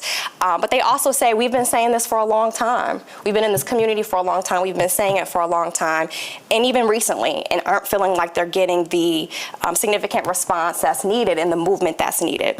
So again, I want to, it's a both and here of saying, yes for progress and intentionality and growth and new success, and recommitment to go deeper and to be more aggressive to move this forward in a significant way so that we can truly be in line with our values and our strategic goals that we're so proud of. So in terms of some follow-up questions as I listen to the presentation and take in what's here. And it was really helpful, and I appreciated that historical view as well, and a reminder of what are some of those guidelines, what can we do, what can't we do, what are some efforts being made. Appreciate your point, City Manager, around those inclusivity benefits that might not be captured in prime and subawards. But I really do applaud the hustle that Patty mentioned in the additional outreach to more businesses. In the slides, you outlined growth in certification. There's already been a lot of comments about that, including that not everyone wants to be certified. It's an overhead cost that might not bring any new additional business, and even more, it's only women and minority and local businesses that are asked to do that, right? Like white-owned businesses are not asked to go through a rigorous paperwork process and pay to confirm their identity, right? And so anyway, what I really want to get to is outside of the growth in certification, can you talk about the growth in spending? Right, so we talked about the growth in spending over the last many years. Is there a growth in spending that you can point to because of additional efforts? The current city spend is on, the slide presentation has been taken down, but the spend on our capital projects is also included in the presentation. I'm sorry, I don't have the slide number right in front of me. We can follow up on the purchasing side of things. I think Mr. Berkman mentioned our current fiscal software system doesn't allow us to track that quite as well, so we're hoping the move to the ERP will be better able to talk about city spend across all categories. In addition, you have the spend for the incentive programs is also in the packet, so that would be the voluntary inclusion plan efforts and what the target was versus what has been spent to date, what still hasn't launched, and then the gap, I think Ms. Renero mentioned, was about 12%. What we don't have is if the certification we help somebody gain allows them to contract with like GRPS or Kent County or another entity, I don't believe we have the ability to track that. So it may be something we can go back to the business owners themselves and do a little bit more debriefing with them about the actual value to them of getting that certification outside of the city process to help better understand whether continuing that certification, as Commissioner Knight talked about, is something that the commission would like to prioritize and lean into using city resources to help that or not. Could be a cost-benefit analysis there that we can work with our certified contractors now to understand better. And I know the certification standards, they're federal, right? Not state. They're federal or they're state. Which we have our city local standards, which are relatively easy and very cost efficient. We don't charge for that. The other certifications are with Michigan Minority Supplier Development Council and the WE Women. I don't know what that one is, but that's the WBE certification. Those have a cost of about $1,000. So when as we go with our program with Jackie, we are able to cover that cost for MLBEs to get those certifications. Those certifications open the door for not just city projects, but for state and federal projects as well, because organizations like MDOT and SBA use those certifications to provide contracts. And so do other public entities. Correct. That have a priority. So it could be higher education, it could be a school district. So it opens up the door for those contractors to also bid and get that support. Right, but they will run into similar barriers as they would at the city level, right? Around kind of the conversation around not being able to actually take that certification into account when making decisions. So while there's a potential value add, but if it's actually realized, I think is the question. So that leads me to this point. I'm curious if we have tracked or if we plan to track spending with minority-owned, women-owned businesses that might not necessarily be certified. Because that's still money spent in our local economy. That's still money spent supporting our minority women-owned businesses without, and we know like that is a win, even though they haven't gone through the rigmarole and the official kind of certification process. So are we tracking that? Are there plans to track that? There are plans to track that. And we keep talking about the new ERP, but in the new ERP, we have requested additional fields for businesses to self-identify. So those businesses that aren't certified can self-identify as minority-owned, as women-owned, as LGBTQI plus owned, so that we will have that trackability and that ability to track that spend. That's great to hear. Voluntarily, I hear. Right, that's what my follow-up was going to be, voluntarily. That data would be great to have, and I appreciate the commissioner's comments about wanting to see the full picture. I appreciate the data from engineering department and economic development, but I know we also have a whole host of other services that we utilize that are often where we're supporting minority and women-owned businesses. Correct. So it'd be nice to have a whole list of, services that we contract for, if that's possible. And I wonder if through procurement, we can get some of that data, even if they're not certified. Mayor, Yes. we'll take the feedback in consideration, see what we can do to more holistically capture, if not now, in the future, some of the things that we're doing that are benefiting businesses outside the certification process. Okay. Yeah, I think that's a good question. Yeah, thank you.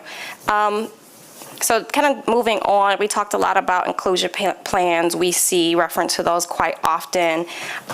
It's not clear from today's conversation, how are inclusion plans utilized in the decision-making process for contracting? So we report, that is really part of the package that comes forward to the Brownfields Authority and then the City Commission ultimately. So we lay out what the goal is for that particular project. When asked, we're able to provide a little bit more about why the rationale of a certain percentage may exist. I believe that came up as an example in the transformational brownfield proposal from Grand Action, and there was some additional conversation about the type of work that was involved in the amphitheater and how the work was packaged and how the target was led to. So all of that is provided to the Brownfield Authority and the Commission in order for those recommendations and final decisions to then be made. So really it's a voluntary program, as Ms. Renero talked about. The ethic of the community comes across strongly, I think, for developers who are new to the community to understand that it is a goal, and I think I've heard universally lean in and try to accomplish what we're trying to accomplish with the other economics they have in mind, as well as the complexity or lack thereof of the project. So some projects are simpler, smaller, don't need particular technical expertise in some of the subs, so it might be easier to have a higher goal. Some of the projects are bigger, longer term, maybe have some different specialties that we don't have in the local market, and so those targets tend to be lower. And ultimately, the decision is from the Brownfield Authority and the Commission whether you want to grant the incentive for that particular project or not. So it's feedback that I've received from folks in our community is that in our RFP process, there's a large section dedicated to those inclusion plans, but in the bidding process and in conversations with the city, those are not referenced, they're not weighted, they're not discussed, and so it really is an ask that feels like, well, one, obviously there's no teeth to it, but also there's not even consideration to it, except to kind of at the end of the road say, hey, here's what folks offered. And so I know obviously the legal limitations we have around some of this stuff, but it's concerning to me when I'm hearing from folks, business owners in our communities who have seen success that feels like, and in their words, like some of our processes are a joke and not taken seriously because they're asked to do all this work, and a lot of them do a good faith effort to prepare and to they want to actually abide by the inclusion plan and meet those aspirational goals that they set out. They submit it, and it's not even a topic of conversation with city and city staff. So I think there's two different references to inclusion plan here. So my previous response was all about the economic development incentive program. Right. Mm-hmm. It is a specific part of the analysis and staff report that comes forward each time with each of those projects. In our engineering contracts, and Mr. Berkman can come in and talk a little bit more, but there also is, as we've talked about, the bid discount, and there is for some of our GCCM contracts, we also require the CM to put together an inclusion plan. So the feedback you're providing to us and certainly channel folks to us may be more in that bid environment versus the kind of voluntary negotiated agreement environment. So I'm going to have Mr. Berkman. Yeah, sure. As Deputy City Manager said, on a majority of our contracts that are just the standard bid contracts, that's where we utilize the bid discount program that OEE has established. And again, some of the metrics there are up to 5% bid discount up to $100,000. And so that's used to evaluate and compare bids if there is an MLBE subcontractor utilized on the project. Was also referenced about the construction management projects that we have on some of our larger projects like 1500 Scribner, like the Public Museum, like Lion Square, where we can't make a selection on that construction manager based on their equity plan or inclusion plan, but we can request that they provide one as part of the process. And as part of the interview process, they can share with us, here's what we are proposing to do, here's what we're voluntarily going to try to achieve. And so is it standard to use that as part of our interview process? Those are submitted? We haven't done a lot of these construction management arrangements. It's a relatively new process to the city. It started with the biodigester project, and now we've had a handful of them since. But that's been part of the interview process, is asking what their equity plan will be, and they voluntarily provide that information. But it can't be a selection criteria. It can't be a weighted score factor. But it's still part of the discussion and part of the interview. Okay, well, I hope that my request is that you take that feedback that I'm sharing directly from some of our business owners who have had contracts with the city, with the experience that they've had about kind of the lack of even inclusion in the conversation. I understand the weighted piece, and kind of I think a lot of those points have been made time and time again, but just ask that you take that feedback and kind of look to make sure that where it needs to be part of the process, that it is part of the process, so that folks take it seriously. If we're taking it seriously. If we're not, that's one thing, but if we are, let's be consistent in how we use it. So, I think part of the reason why all of this is these conversations are so important is because we know that governmental contracting and these large contracts and bids can be really life-changing for businesses, particularly our local businesses. And so, there's been a lot of reference made to the change in Michigan law in 2006 around affirmative action, and I wager, I wasn't at this table in 26, but I wager that diverse supplier spending has been a challenge for our community for some time and for the city for some time, even before affirmative action laws were changed. I'm curious if there's any comments. I don't think either of you were here either, but if you have a sense of how strong our practices were pre-2006 and how those pre-2006 numbers compared to post-2006 numbers. And I love the smile on your face, Patty. You're asking me. Prior to 2006, so for example, The arena, Van Andel Arena, I have no sense of direction, was built utilizing our set-aside program, our MBE WBE program. At that time, we were averaging, I want to say 12 to 15% MBE utilization and about 3% WBE utilization on construction projects. We were not measuring or evaluating goods and services at that time because we didn't have the ability to do that. When Proposal 2 came into effect in Michigan, our participation of MBEs and WBEs in 2006 dropped to 2%. 2% of all contracts.